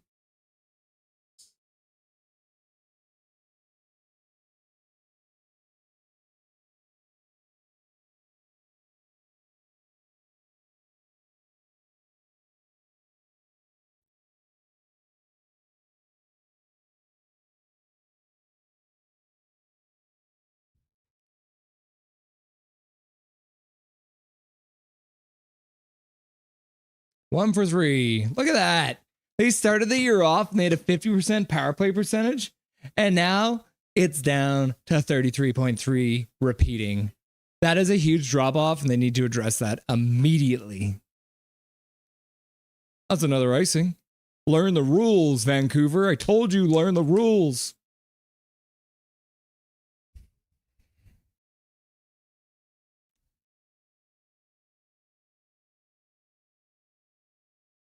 Yeah, it's pretty crazy. Yeah, it's cool. Now Depot is just putting in his native tongue here, and I slap it into the old Google Translate, and we can talk back and forth. I don't know if he can understand what I'm saying. I hope so. Yeah, 17%. Definitely time to panic. Where's the big red button? We need to get a big red button for me to push.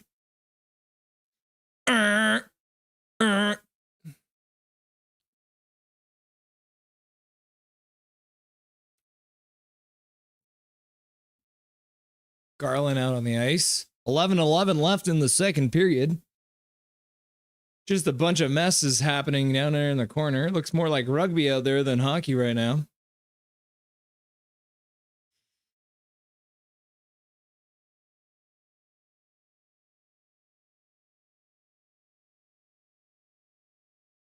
Yeah, that's another dangerous pass right at the blue line.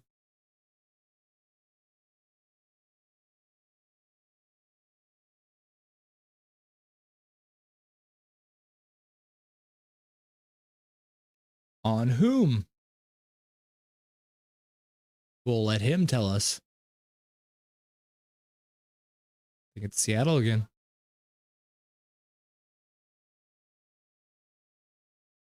Four power plays for your Vancouver Canucks.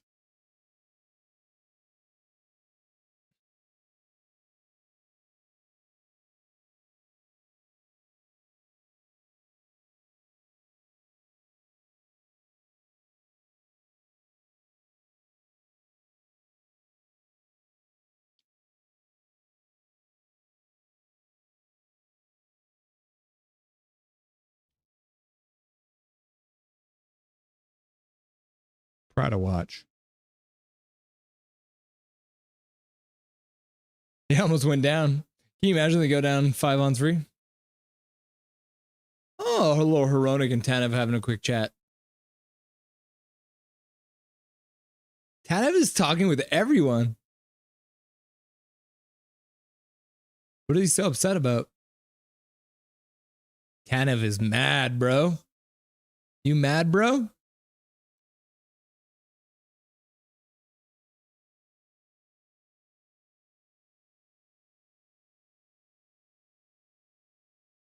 Depot, do you understand the words that are coming out of my mouth? Because I don't know. I feel like you probably speak English and your native tongue, which I believe is Turkish, right? But however, I can barely speak English, so sometimes that can be difficult.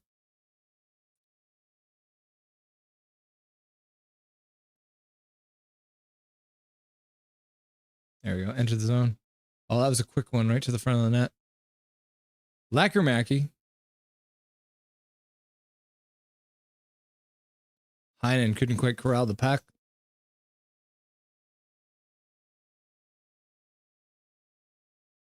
Yeah, good stick, Bess.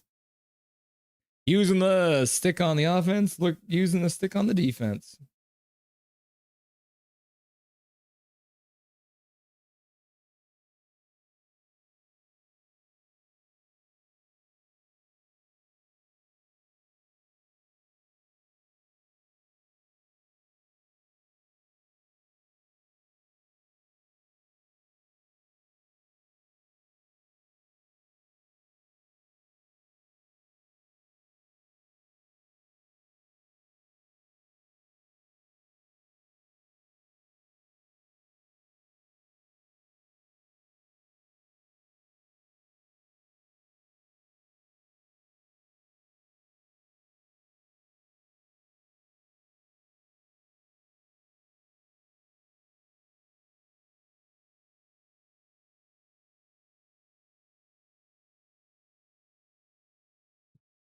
Football.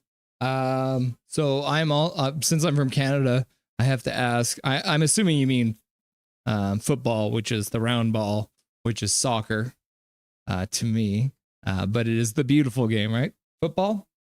Because are you talking about the NFL, which is the National Football League, or are you talking about soccer or football, which is the OG?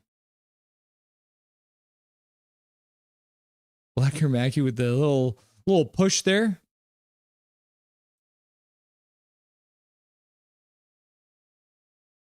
You're talking about American football.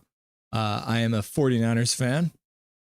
If you're talking about soccer, then I have not followed it very closely. I've been watching a lot of the international tournaments with Canada, which they've been playing pretty well lately. So that's been pretty interesting seeing them actually do pretty well out there. You know any football teams? No, I don't know any of the football teams from Turkey. Do you guys have a full league out there in Turkey? So I feel like it's probably popular enough there that you'd be able to have an entire league out there, eh?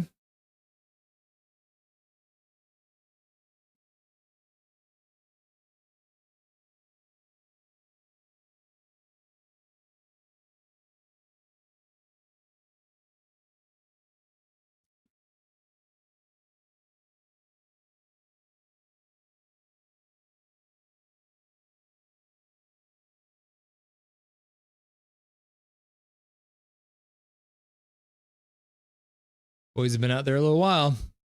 Got some tired legs.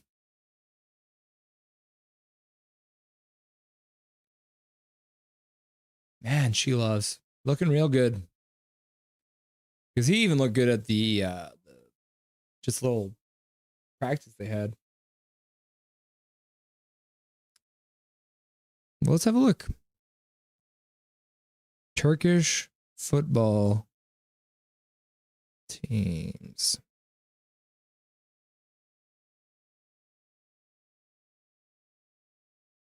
Turkish Football Federation. The Turkish Football Federation.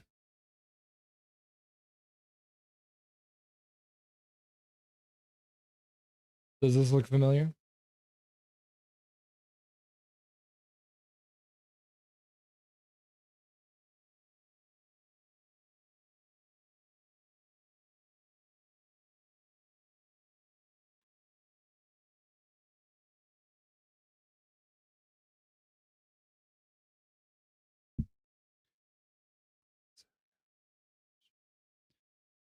Oh, Galatasaray, Fenerbahce. Yeah, so yeah. So these are the ones. That's the Turkish Football Federation. So Depot, who do you have who's your favorite team in the Turkish Football Federation? So I assume that you got someone you're cheering for. Is it the ones that you said here?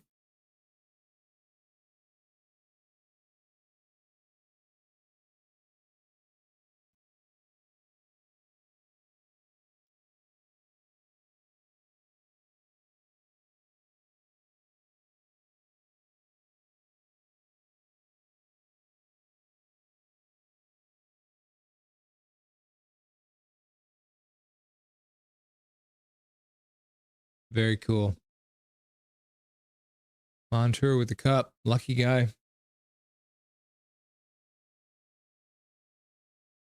Yeah, so the second one here. That's our favorite team now.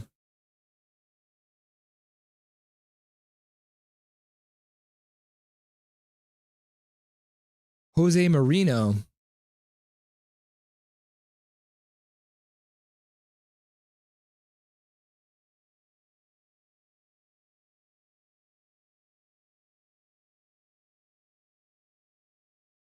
He's the manager. One of the best coaches there, eh? So let's have a look here.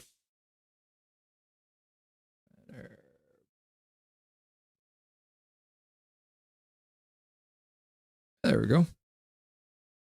This is the one. Number 2 in the Super League. So got a draw, 3 wins, and a loss in the last. 4 wins, 1 draw, 1 loss. 13 points, second place. Not bad. This is the official Turkish soccer team for the stream now. I think I'm going to have to get Google Translate to tell me how to say it, though.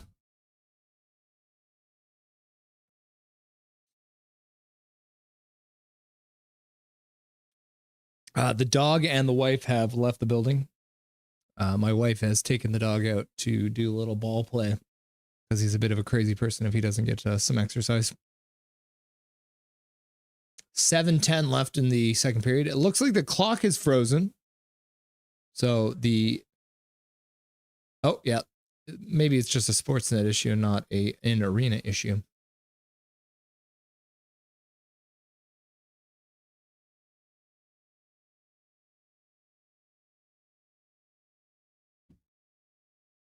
Three and one.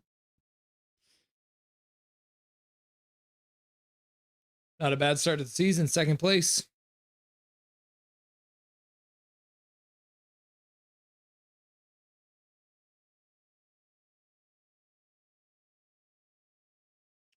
Another rugby game breaks out on the sideboards.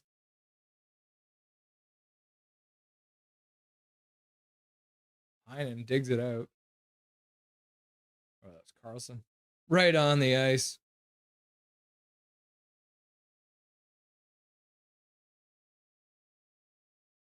I feel like the second period's been even more scrambly than the first.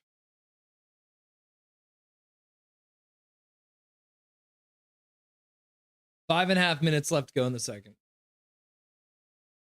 Sportsnet is just trying to figure out their clock right now.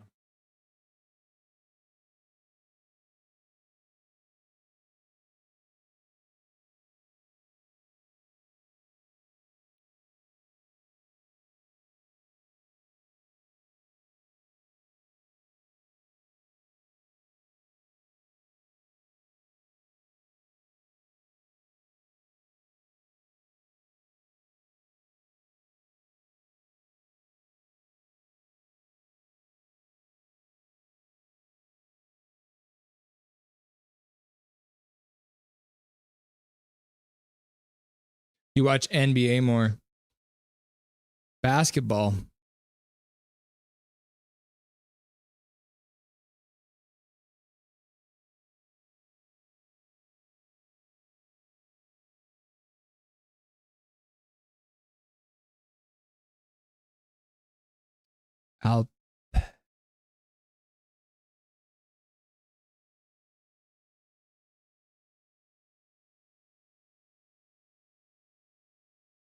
Playing for the Rockets, eh?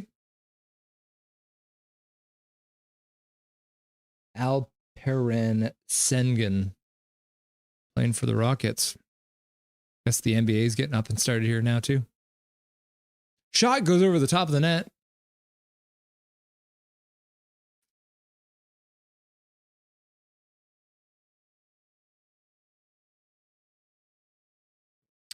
Seattle icing the puck.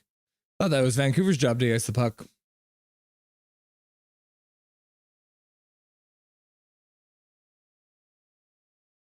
Oh man, home opener, kids. Wednesday, October 9th. Get excited.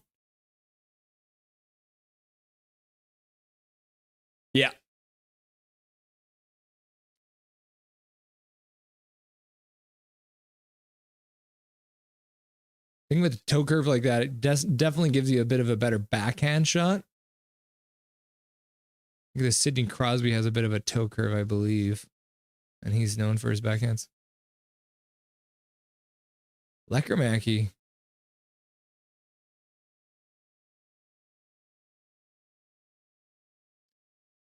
The cord. Ruining the party. Making the save. They've been having a tough time lately. They're making the playoffs, but I think LeBron is using... do I use Instagram? Yes, you can find me on Instagram. Let's see if I can find my Instagram on here.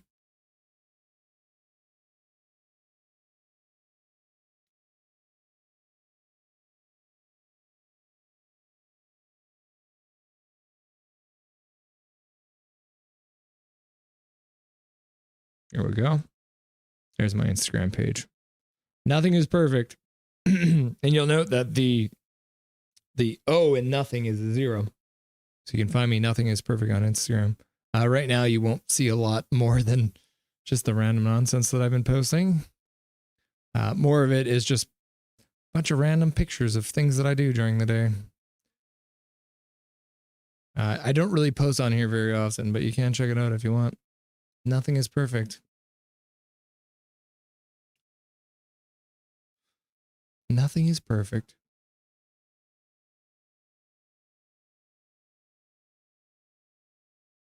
I will probably be doing more stuff on Instagram with regards to the stream moving forward. But right now, today is just kind of a test. We're just checking things out. We're figuring it out, seeing what's possible. There's definitely some fun stuff that I want to do with the stream as well. Let's see. I mean, this is the kind of stuff that I just need more of, right? Look at this. Just an orca in the background, hopping around. That's the kind of stuff you want to see. And of course, our best captain ever, Mr. Trevor Linden, popping up on my shoulder, giving you a nice sparkly smile.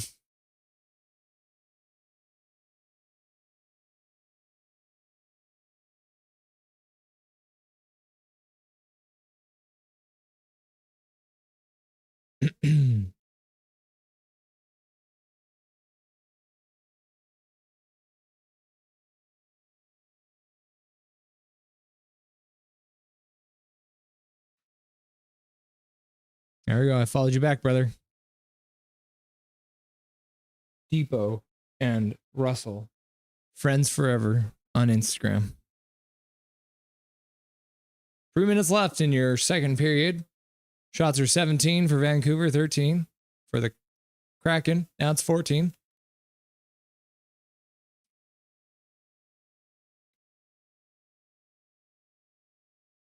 Myers putting it down low. Yeah, he played that outside the... Whoopsies. The dog and the wife have returned. Everyone, be cool. Be cool. Yeah, it is preseason. Oh. So one of those rules you wonder if they really need to keep it in there, that trapezoid. I guess the main reason I brought that in was because the goalies kept on going to the corners. So you didn't have any place where you could dump the puck in and then forecheck it. Preseason, baby!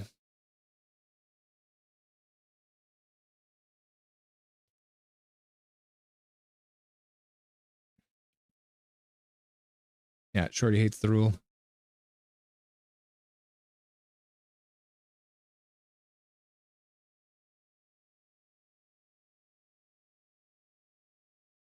Everyone likes a nice Patrick Waugh adventure in the corner. Was he a good boy? Good. I'm sure he appreciated it.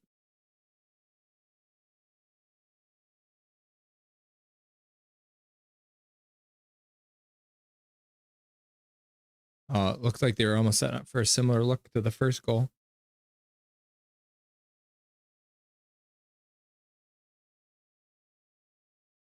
Wow, what a shot. And you saw how they did that there because the first goal they scored on the power play was that down low play down to Carlson, up to Hoglander, right into the net.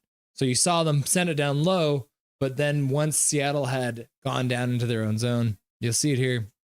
Putting it down low. Looks like they're going to do the same play, but they don't. End up sending it down low and then sending it back up high. And it takes a minute for Seattle to readjust. Yeah, looks like a nice little one-timer. Yeah, you love that. Pass over. Canucks goal! Woo! Look at that. Can update the scoreboard and everything. I think that deserves a whale jump. What do you think? Nice whale jump over my shoulder. A little sparkly Trevor Linden over here. He's stoked. There's a goal. Hronek with a nice slap shot. Yeah, Decord is definitely handling the puck a lot tonight.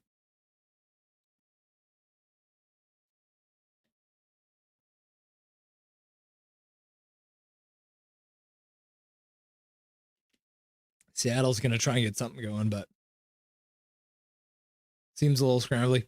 You'll see too, obviously in the preseason, a lot of the time they don't send their best team on the road. So Seattle, if they played last night at home, I'm sure they probably had more of their starters. Send some of your younger guys on the road. You want to keep the home fans happy. It's actually fun for the Canucks because they're playing tonight in Vancouver. And then tomorrow night, they're going to be playing out in Abbotsford, which is about an hour drive. Depending on traffic, of course, it could be 4 hours. If another truck is hitting overpass, you never know how long it's going to take. Another icing. Note to self. Add an icing tracker. I'm actually going to make a note about that.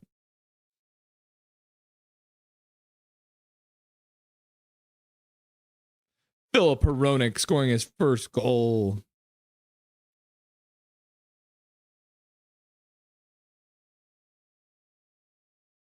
A plus 33, that's a wild stat.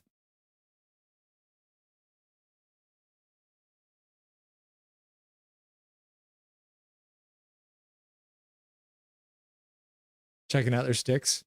Oh, look at Friedman's stick. It looks like he's chewing on the end there.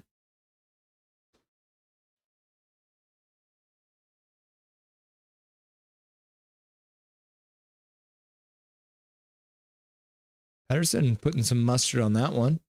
Not a bad shot. Now he's messing with his stick.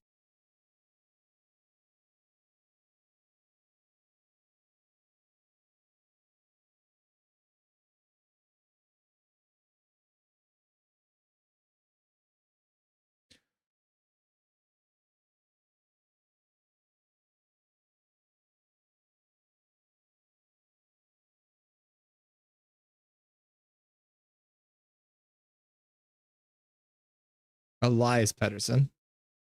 Poor Shorty.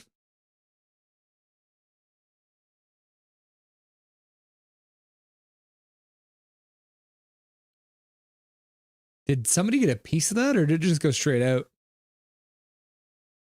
I think Ratu just skated by and gave Decord a good save kind of a thing. Let's see the replay.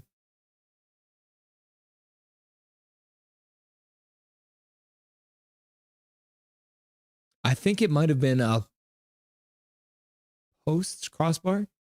I think the goaltender probably got a piece of it and then it went off the crossbar.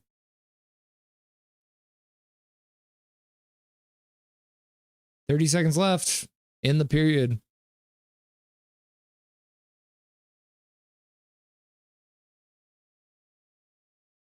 Oh no. You hate to see a ref go down. Unless they're making bad calls. Then the people will cheer.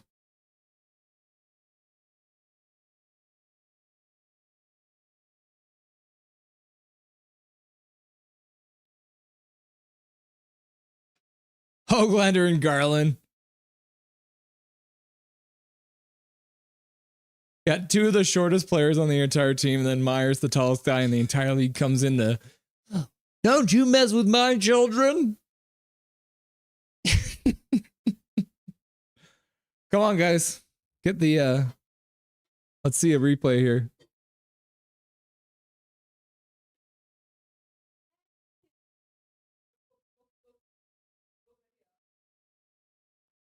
Yeah, somebody was trying to fight there. Looks like Borgen was trying to fight.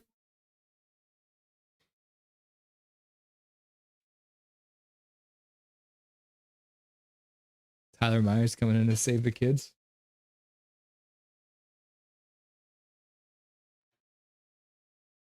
Here we go. Second intermission.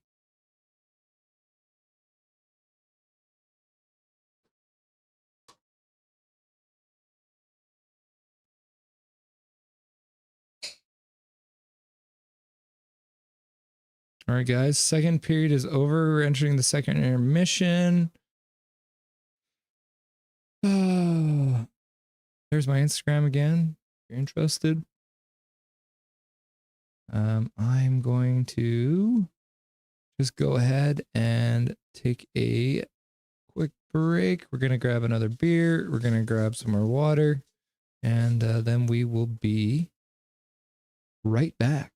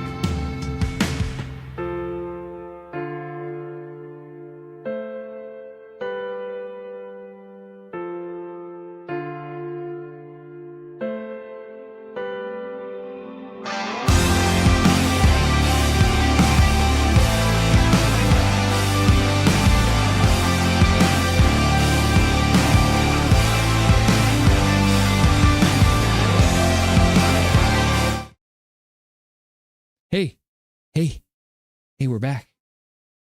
We're back. Let's have a look at those second period stats, shall we? So we got a 2-0 score. As you can see, 1 goal per period for the Canucks. Got the little Zambonis running around there. And let's have a look at that goal. Another one of these. Let's make this a little bigger for you, shall we? Last day. I think Hronek has one of those shots. I think it's a bit of an underrated. I'd love to see the miles per hour on that one. Just a beauty of a shot. What if that is a stat that they keep? Game summary. Event summary. Nope. Full play-by-play. Nah, there's no way they have like miles per hour and stuff in here. That's very interesting. Yeah, I mean, there's got to be, we'll have to look that up later. I bet you anything there's somewhere that you can find those stats. Power play so far, they've got, they're 2 for 5 on the power play right now, which has been interesting. I can make this little, you can actually see it now. Yeah, back onto the NHL.com, as you can see there, we've got 2 for 5, 40% on the power play. Looking pretty good. It could be a good year for the Canucks power play. Definitely some nice good pieces they had during the off season.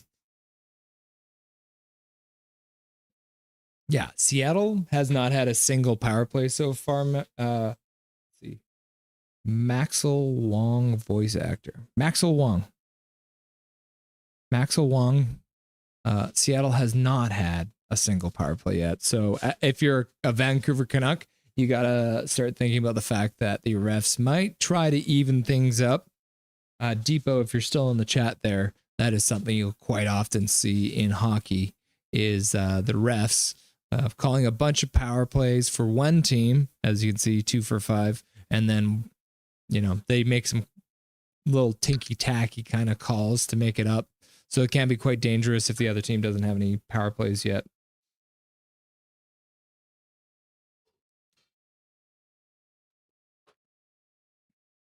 Oh, let's see here.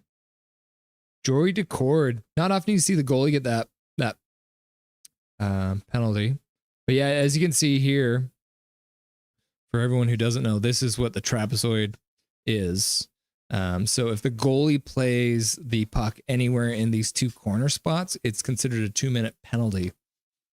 So they're only allowed to play it right here and right here. And Decord played it like just right on the edge. But years ago, goaltenders like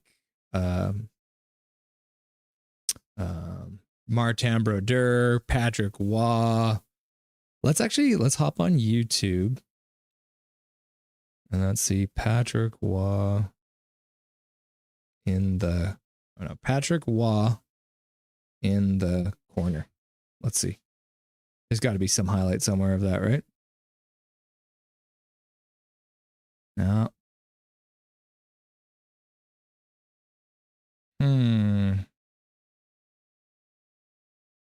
Okay, well, we can't find Patrick Waugh in the corner, so let's have Patrick Waugh skates the puck to center, because that's fun too.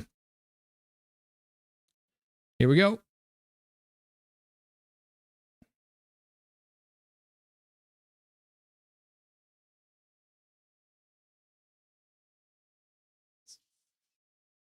Patrick Waugh over the red line.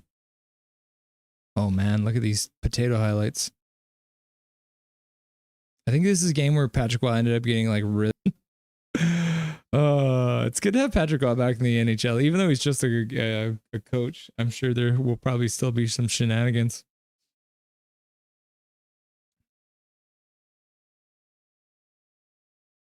Let's see here. Full play-by-play. Let's see at the face-offs again. Face-offs. So the Canucks were 4 for 11 in the even strength. Okay, total. They were 7 for 15 in the first period. They actually got worse in the second period. So they were 47% in the first period there, which you cannot see. Yeah, there we go. Now you can see it. Make it even a little bigger. Yeah, so you got the Canucks were 7 for 15 in the first period, 10 for 22 in the second period. Lots of stoppages of play when you see that kind of a stat. 22. Yeah, so they were 47% in the first period, 45% in the second period, 46% overall, which is odd because the Canucks are generally a pretty good face-off team. But again, you're missing Pettersson. You're missing, sorry, I should say forward Pettersson, and you're missing JT Miller. Two really good face-off guys. And let's see, Ratu. He's got 10 face-off wins. So Ratu still has 10 out of 17 face-off wins for the Vancouver Canucks.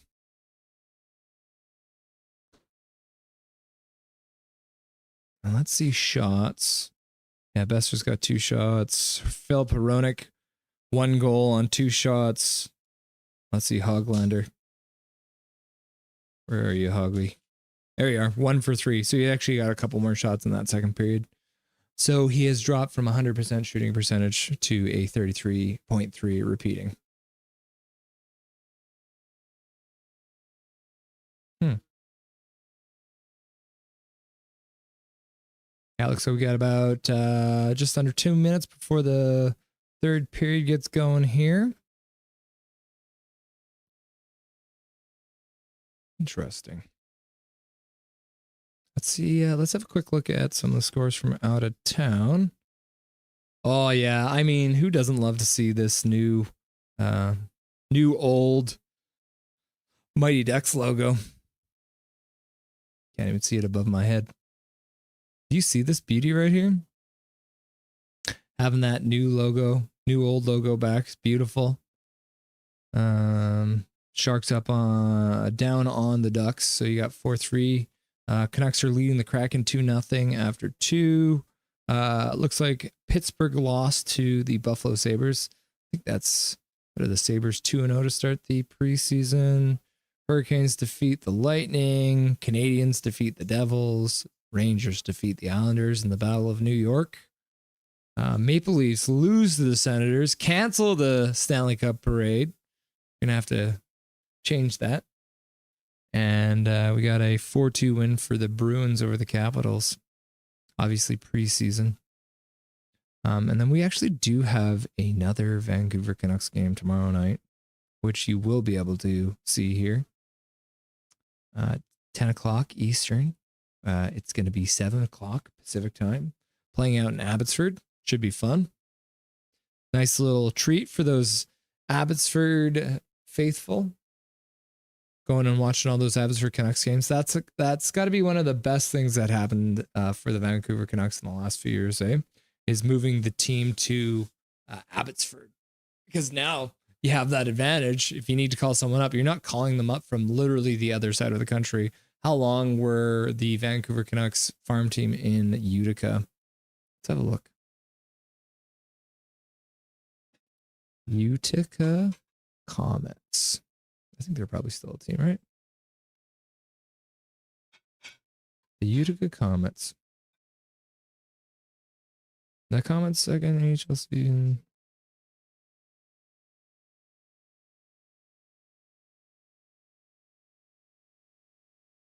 Before the 21-22.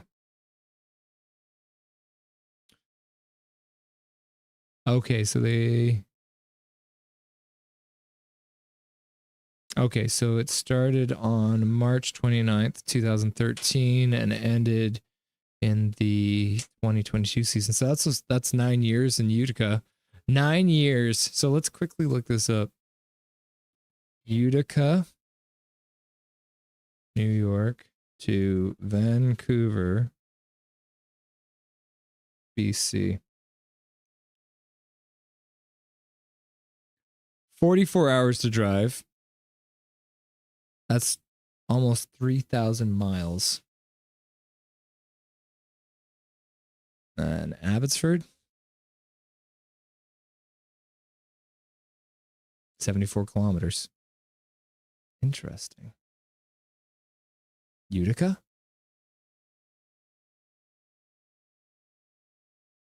3,000 miles. Abbotsford?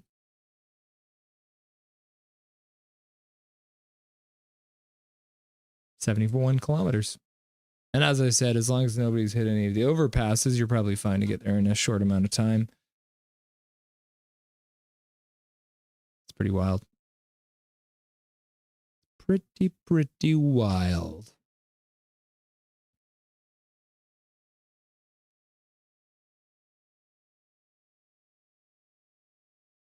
All right.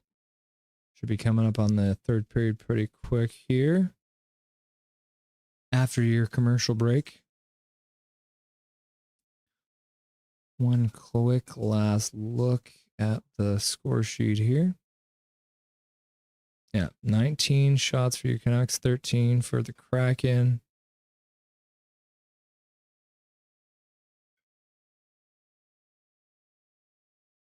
Oh, what's this do? Box score. Oh, yeah, there you go. Play by play.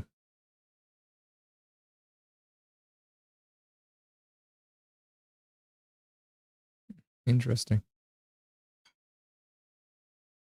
What if this actually tells you who's on the ice? So it looks like the Canucks might be starting the third period on the penalty kill. Probably because Myers came in at the end there. That's interesting. We'll keep an eye on this because it looks like you might actually be able to see who's actually on the ice at any given time here. Wonder if that update's live. Cool. Stats and junk.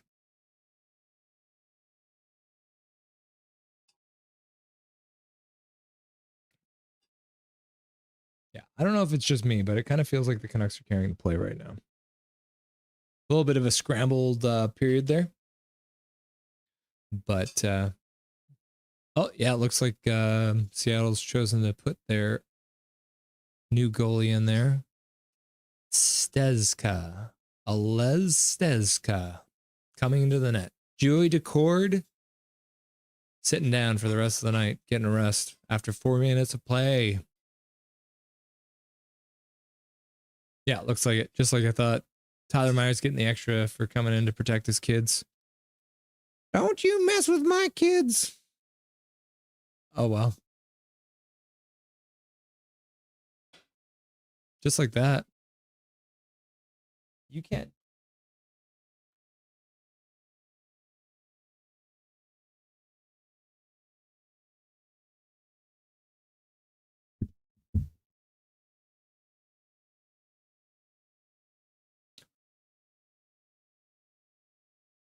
Oh. Oh, that just squeaked through. It's like a 5-hole. It's like the defenseman lost his check a little bit there. Icing. It's another icing. On their 14th shot of the game. Getting a goal. I didn't like pushing the button to give Seattle a goal, but I have to. That's what I do, okay?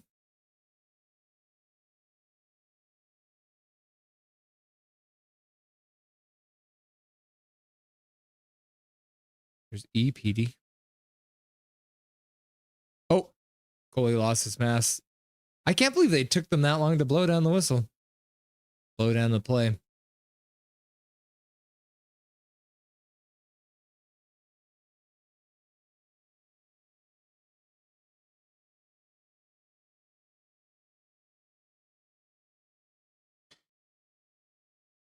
Why does his helmet even come off? A bad cord or something.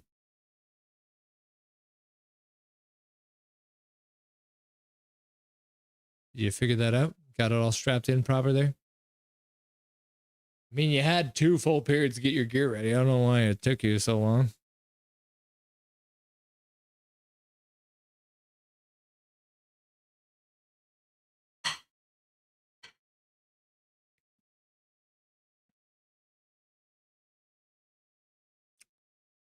Seattle's Myers scores from Schwartz. Good stick by Hronik.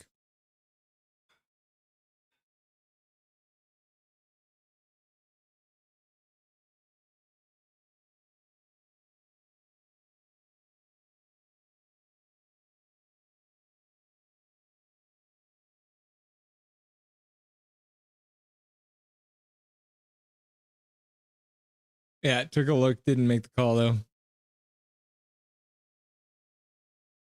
Yeah, they've already had 5 power plays. They're not going to call it unless somebody chops someone's arm off.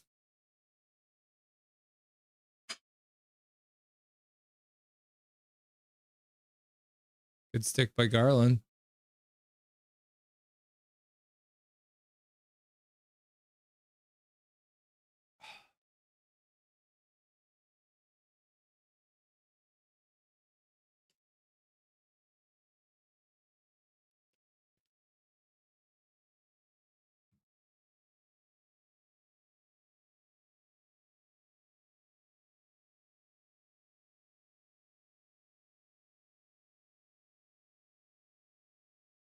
Two minutes into the third period.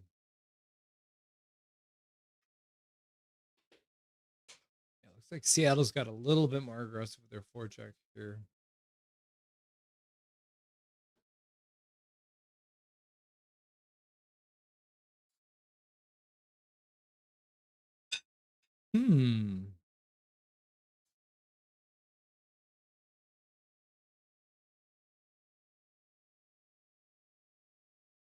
His second period piss missile.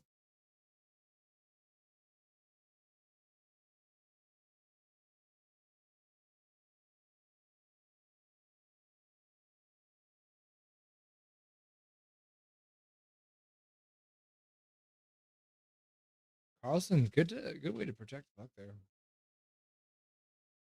Back up to Willanen. Heinen looking for his first goal as a Vancouver Canuck.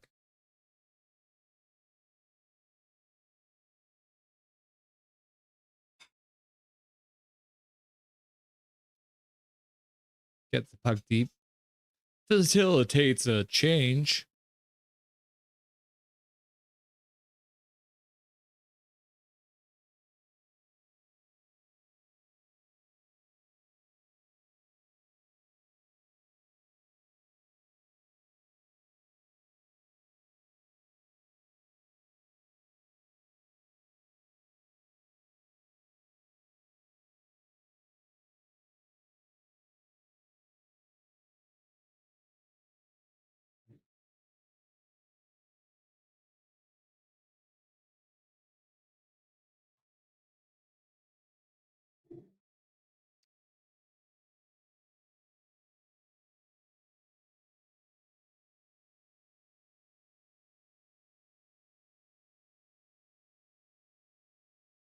Yeah, good tip right there by Yanni Gord.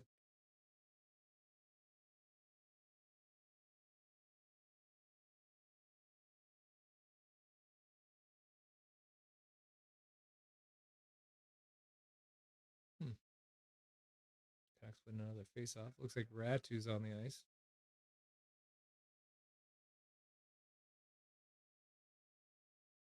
Whips it down into the offensive zone.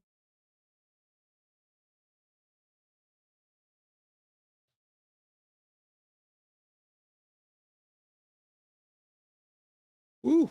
Keeps it in at the line.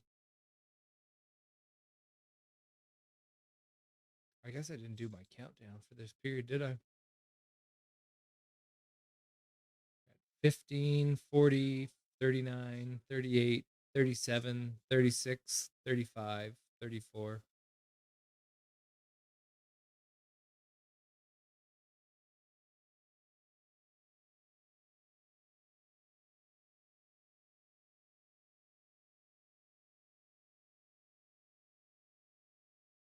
Oh, that one would probably get challenged if they scored on that play. Well, they'd have a look at it. Oh, I don't even think they can challenge that kind of thing in the preseason, can they?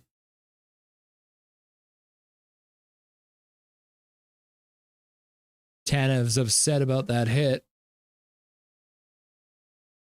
Friedman takes another hit or hits another player.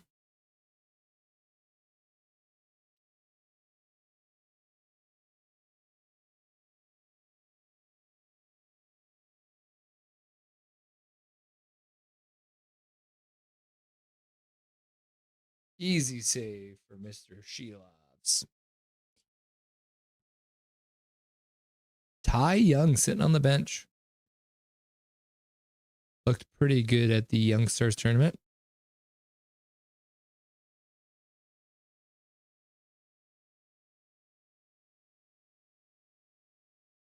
Yeah, that's something that they said during training camp here. He looked so good, they moved him up.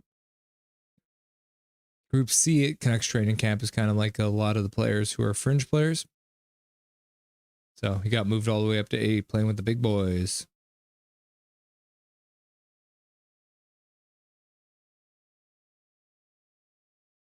Hronik spins in the corner, creates some space.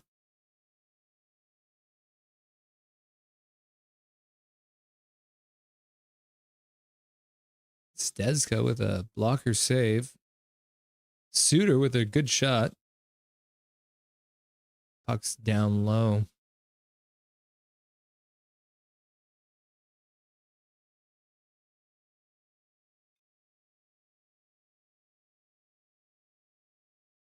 Little tag up, get back on side.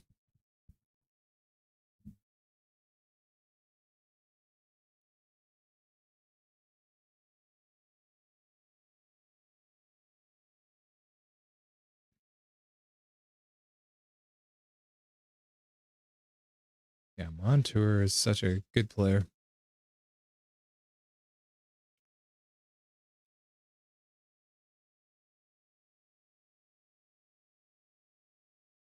get the puck down low.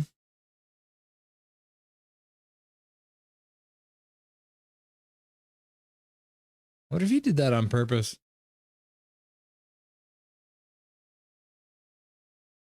Oh, Garland. Wow. That was an amazing hold. Just wide. Myers going to the front of the net. Now he's slashing at a guy. Penalty to Myers. There it is.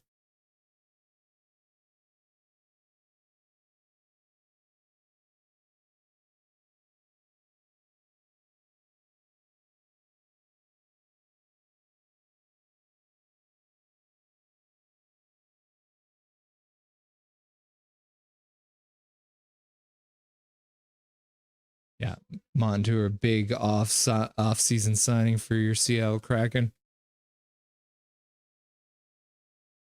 They're still going at each other. I wonder if they have some kind of beef. Chaos Draft is not happy with Montour. Let's have a look here. Quick little look-see, shall we?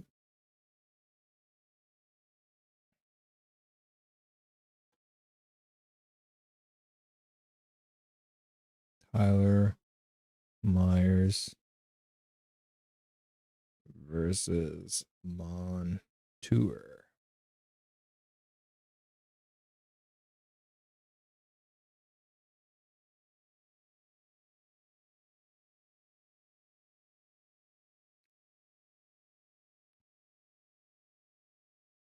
Nothing really here. Yeah, so I think this is live. It's cool. Yeah, it looks like. Yeah, there it is. Imagine being the guy who has to keep this all updated while it's going on. I wonder how many people they have doing this.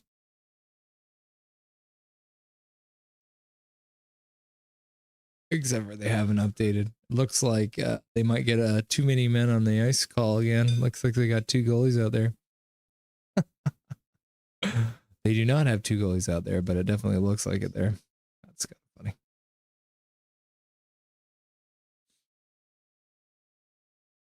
Slashing. Let's see how this all started.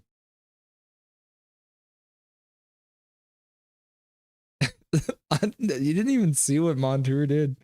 Chaos Draft was just like, there's too much calm. Must create chaos.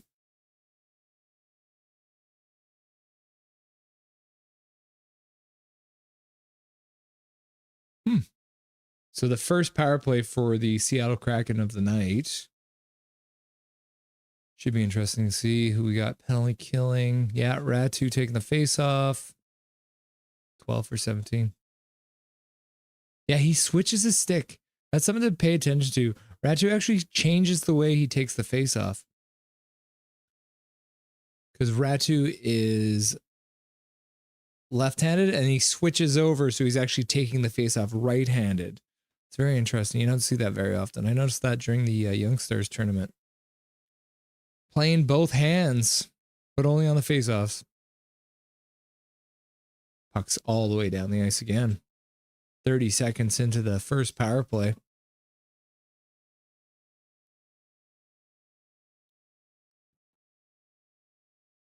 Two to one.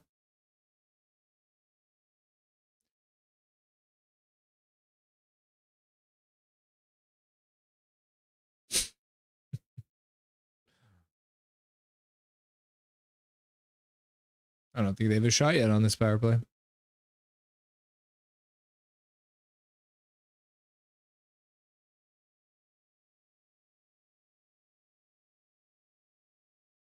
Couldn't quite reach it. Rings the puck around the boards, but there was nobody there, so the puck just goes out. 50 seconds left in the power play. Yeah, look at how aggressive Vancouver's penalty killers are. Yeah, because it's... Yeah, you're looking at almost a diamond formation when the other team's coming over the blue line there. Yeah, super aggressive penalty kill there.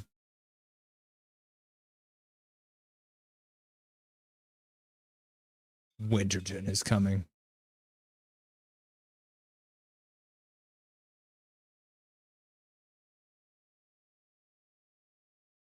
Enter Chaos Giraffe. Now's your chance, Tyler. You're officially a forward. Get a breakaway. Here we go. Tyler Myers entering the fray. He'll probably just dump it in and change. I almost wondered that if you'd ever see that as Tyler Myers playing forward on the power play. Just plop that man right down in front of the net. Oh, is there another fight?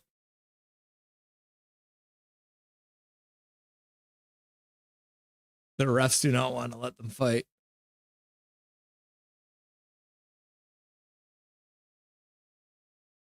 It's like Tanev is mad and Friedman is laughing.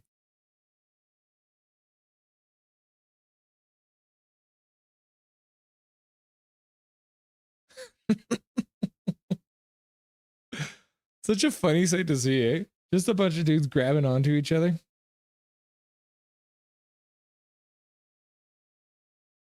You love to see an aggressive PK.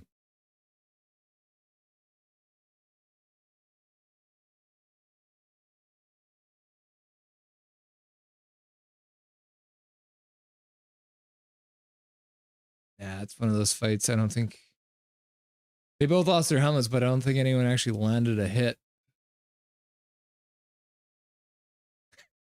He's so mad, bro. Bro, it's the preseason. It's only the first game of the preseason. I guess it's the second game for you. I guess you're all riled up now because it's the second game of the preseason. I guess that's the difference between Seattle Tanev and I guess it's now Toronto Tanev. Toronto Tanev or Vancouver, Christopher Tanev. Always seemed like a chill bro.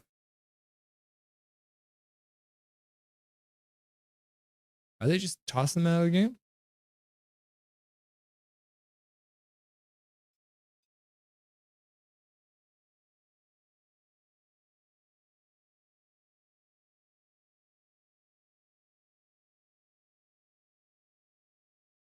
Yeah, I guess they're probably just trying to clean things up. You'll see that a lot of the time when you're in this kind of game. They'll just toss people out of the game. So they're giving Friedman Yeah, remember what I was saying during the second intermission? Makeup calls. Makeup calls happen, and you got to be really careful about it because the refs are feeling weird about how uneven it is, and all of a sudden you're on the penalty kill. And here we are. Second penalty kill of the game for your Vancouver Canucks. Ratu switching his stick again. The switch hit. Very interesting.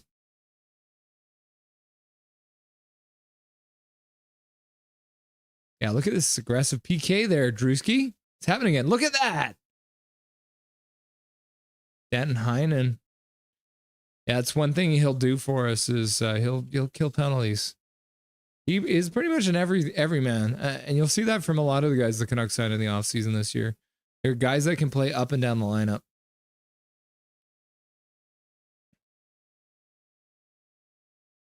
Slowly.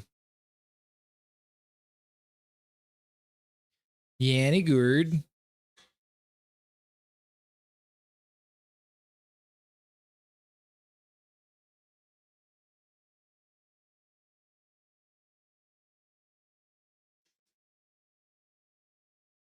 Kicked out by the right pad of Shilovs.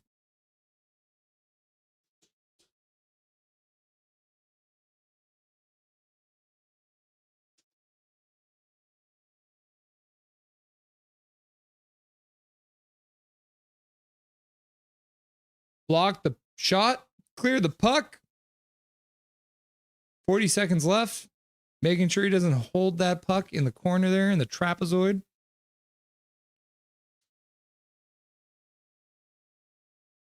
$30 left in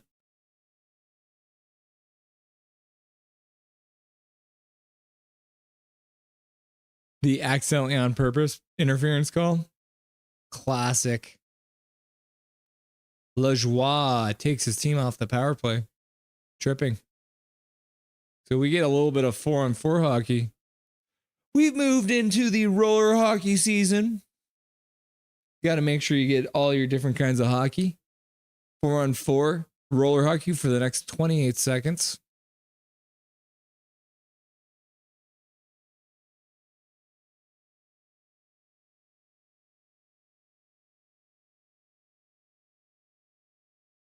Let's see here. Interesting.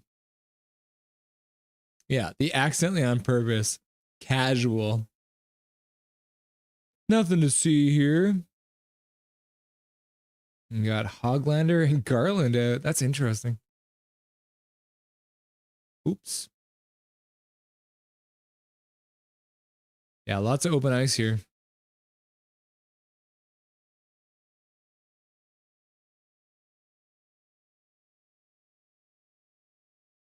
Yeah, so now the Canucks are on the power play. On to their 6th power play of the game, I believe.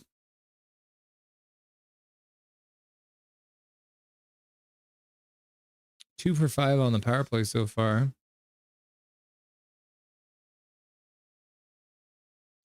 Oh, Liquor Mackey couldn't get it down low.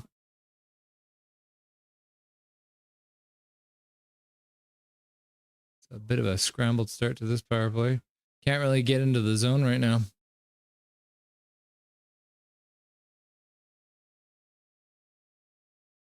Ooh, a bit of a whiff on that. Lucky for the Canucks.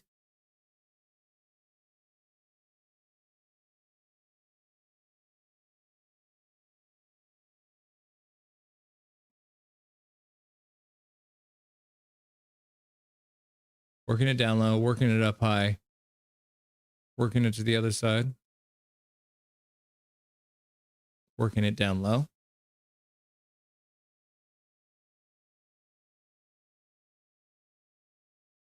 Good shot. Liquor Mackey right through the crease. Oh, I think that hit someone in front. Probably doesn't feel very good.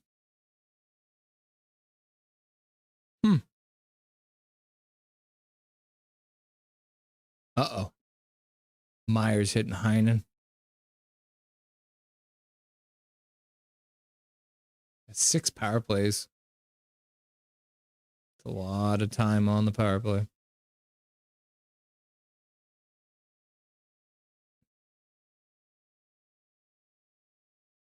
She loves, misses the puck behind the net.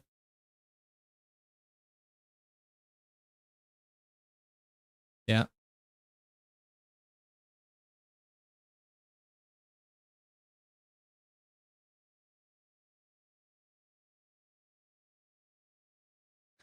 Another soft play at the blue line. We haven't seen one of those for a little while. So they've done a little better getting the puck down low. Oh, that's another one. Oh my gosh.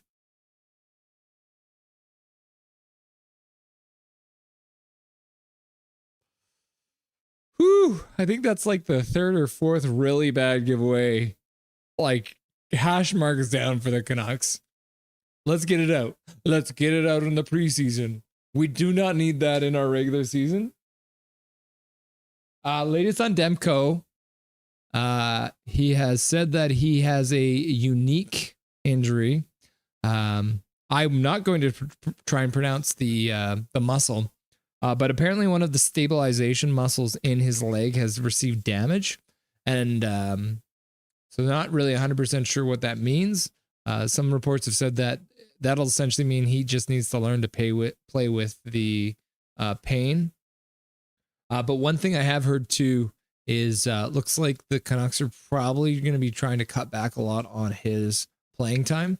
And I think even Demko is starting to realize, because Demko's the kind of guy who you could tell him that he doesn't need to practice and he's still going to show up as the first person to practice. And a lot of time when you're playing that many games, it's not going to be a great thing. So yeah, it looks like he's got an injury to a really weird muscle that probably a lot of us don't even feel a lot of the time. But when you're doing the weird stuff that those goalies are doing, going up and down, you're gonna feel that.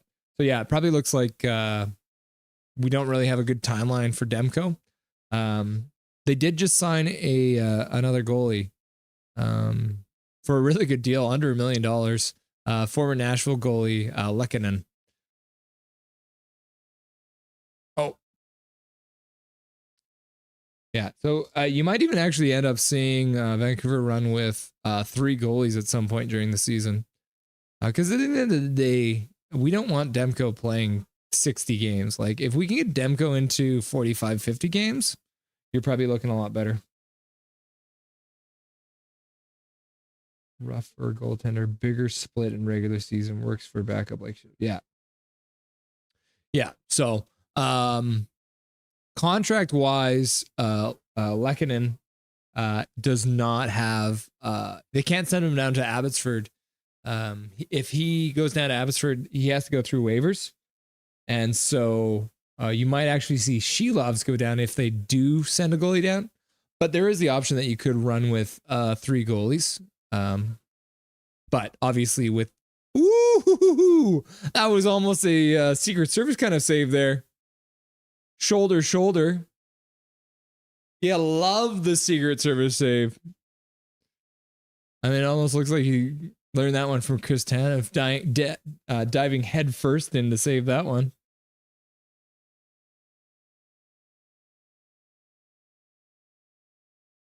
I mean, Shilovs is the reason that this game is not a 2-2 game right now. That's for sure. But Drewski, how lucky are we, right? Like, can you believe it? That our third string goalie won was it silver at the World Championships? And he just has this confidence about him. And I think the players feed off of that.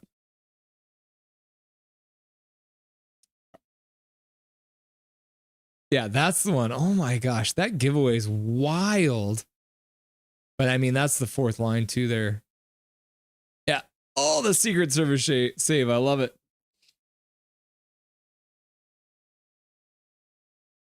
But you can talk as loud as you want, baby. I have not fed the dog his dinner. Do you see that, guys?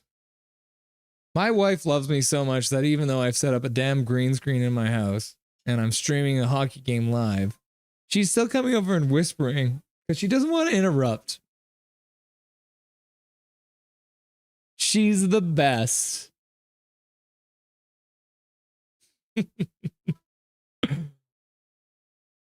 let's have a quick look here, actually.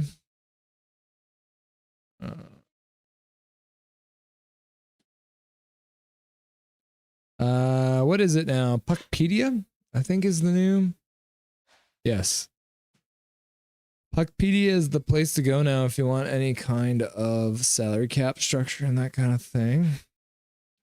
So let's have a look here at the Vancouver Canucks, because they don't have a lot of space, that's for sure. Yeah, look at this. That's wild. Projected cap space right now after signing Lehkonen is $90,000. They have signed 48 of the possible 50 players that they can. Let's have a look here. Full roster. Goaltenders. Yeah.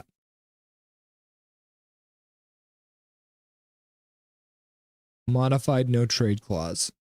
Interesting.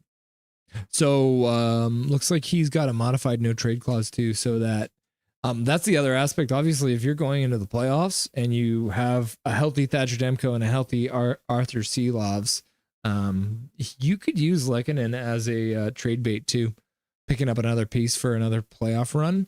But he's got the modified no trade clause, which means he would have to. He's got 8 teams, 8-team no trade list. Yeah, interesting. And that, I mean, that's the brilliance of a lot of what the management team has been doing for the Canucks lately, is that kind of smart stuff. You got a third goalie because you're not sure when Demko's coming back. And then eventually, if Demko comes back, you're golden. You have an asset you can trade off, because there will be people who need goaltenders going to the playoffs. You get some assets, even if it's just draft picks or something that can help you with a playoff run. And then if Demko's not good to go, you've got a couple of really solid goaltenders and you're not that worried. I mean, obviously no playoff experience. Well, let's talk about Sheelovs in the playoffs. We've got 2 minutes and 8 seconds left in this third period. 2-1. Oh, Seattle's pulled their goaltender. Ooh, Gord was looking for that pass across. Suter. Oh, yeah. Look at that effort. Doesn't matter that it's preseason. Suter wants to finish this game off, giving the fans what they want, making it 3-1 in the third period on the empty net. Yeah, I mean, that's scary about Demko. It's one of those things, because we're a bunch of normal humans. We walk around upright. Demko's doing full splits in the middle of these plays. It's wild. What is it? Hope for the best, prepare for the worst. That's what you got to do. Hope for the best, prepare for the worst, and you never know what's going to happen. Murphy's Laws kicks in. Weird stuff happens. Suddenly you win 3 playoff games in a single series with 3 different goaltenders. I wonder if Seattle pulls the goalie again. Probably not. You got the 4th line out there. Yeah, Ulrichsen didn't play all that much today, but I think he's more of a sure thing for the AHL, I think. Lecker with his 2nd assist. Yeah, I think the Canucks are happy just to keep them down low. Oh, icing. Learn the rules. 65 seconds. 65 seconds.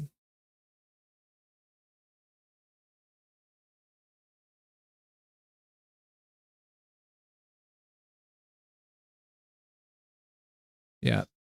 So the game tomorrow night is playing in Abbotsford. They're not going to have it on Sportsnet. So if you do want to catch the game, you're going to have to go to Canucks.com, where they will be streaming it live. Get that puck down low.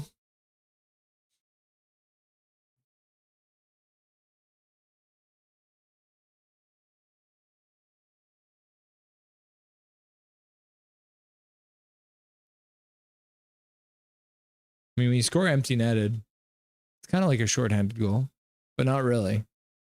Because I guess the goalie missing is a really big deal.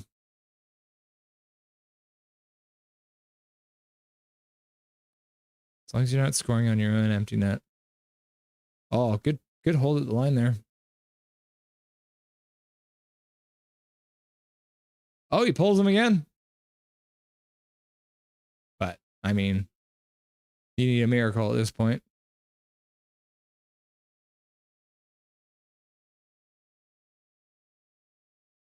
Five seconds left. There it is. First preseason game done. In the books. Your Vancouver Canucks have won. Update this one more time for the evening. Your final score is 3-1. I guess we can quickly pop over here. Have a quick little look at the stats slap for one last time. We got the final score 3-1. Yeah, see that Leckermacki with the 2 assists.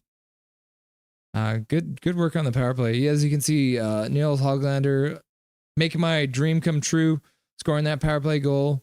Philip Hronik doing the same thing, scoring a power play goal. Ben Myers scoring a goal 10 seconds into that period. That was wild. P.S. Suter scoring another goal, empty net, making it 3-1. 18 at 18:10 of the third period, pretty much putting things away. Pretty awesome though. Good first game. Saw some different players playing, some different line combinations. Let's see box score here. Vancouver Canucks. Yeah, Suter having a rough night in the faceoff circle, only 20%. But Ratu, look at that. 77.8%. Not bad, eh? 77.8% of the faceoff. And he also got the assist there. Looks like Amon picked it up a little bit. 57% in the faceoff. Forbert and Friedman as a -1. Not a great look in a 3-1 win. Everyone else is even because of the power plays. And then Shilovs with a 947 save percentage. Yeah, Emmy dexterous, eh? That's the thing. If you can pick a face off on both sides, you're going to mess with some people. Yeah, say Shilovs with 18 saves on 19 shots with a 9.4 save percentage. Really good. Yeah. Shots on goal, final for the aim, 26 for the Canucks, 19 for Seattle. As we saw, it looked like Ratu was the only one using both sides of his stick, winning those faceoffs, so the Canucks finished a little bit low. 33% repeating on the power play. 22 hits to 19. And then you got 15 block shots for Seattle, 11 block shots for the Canucks.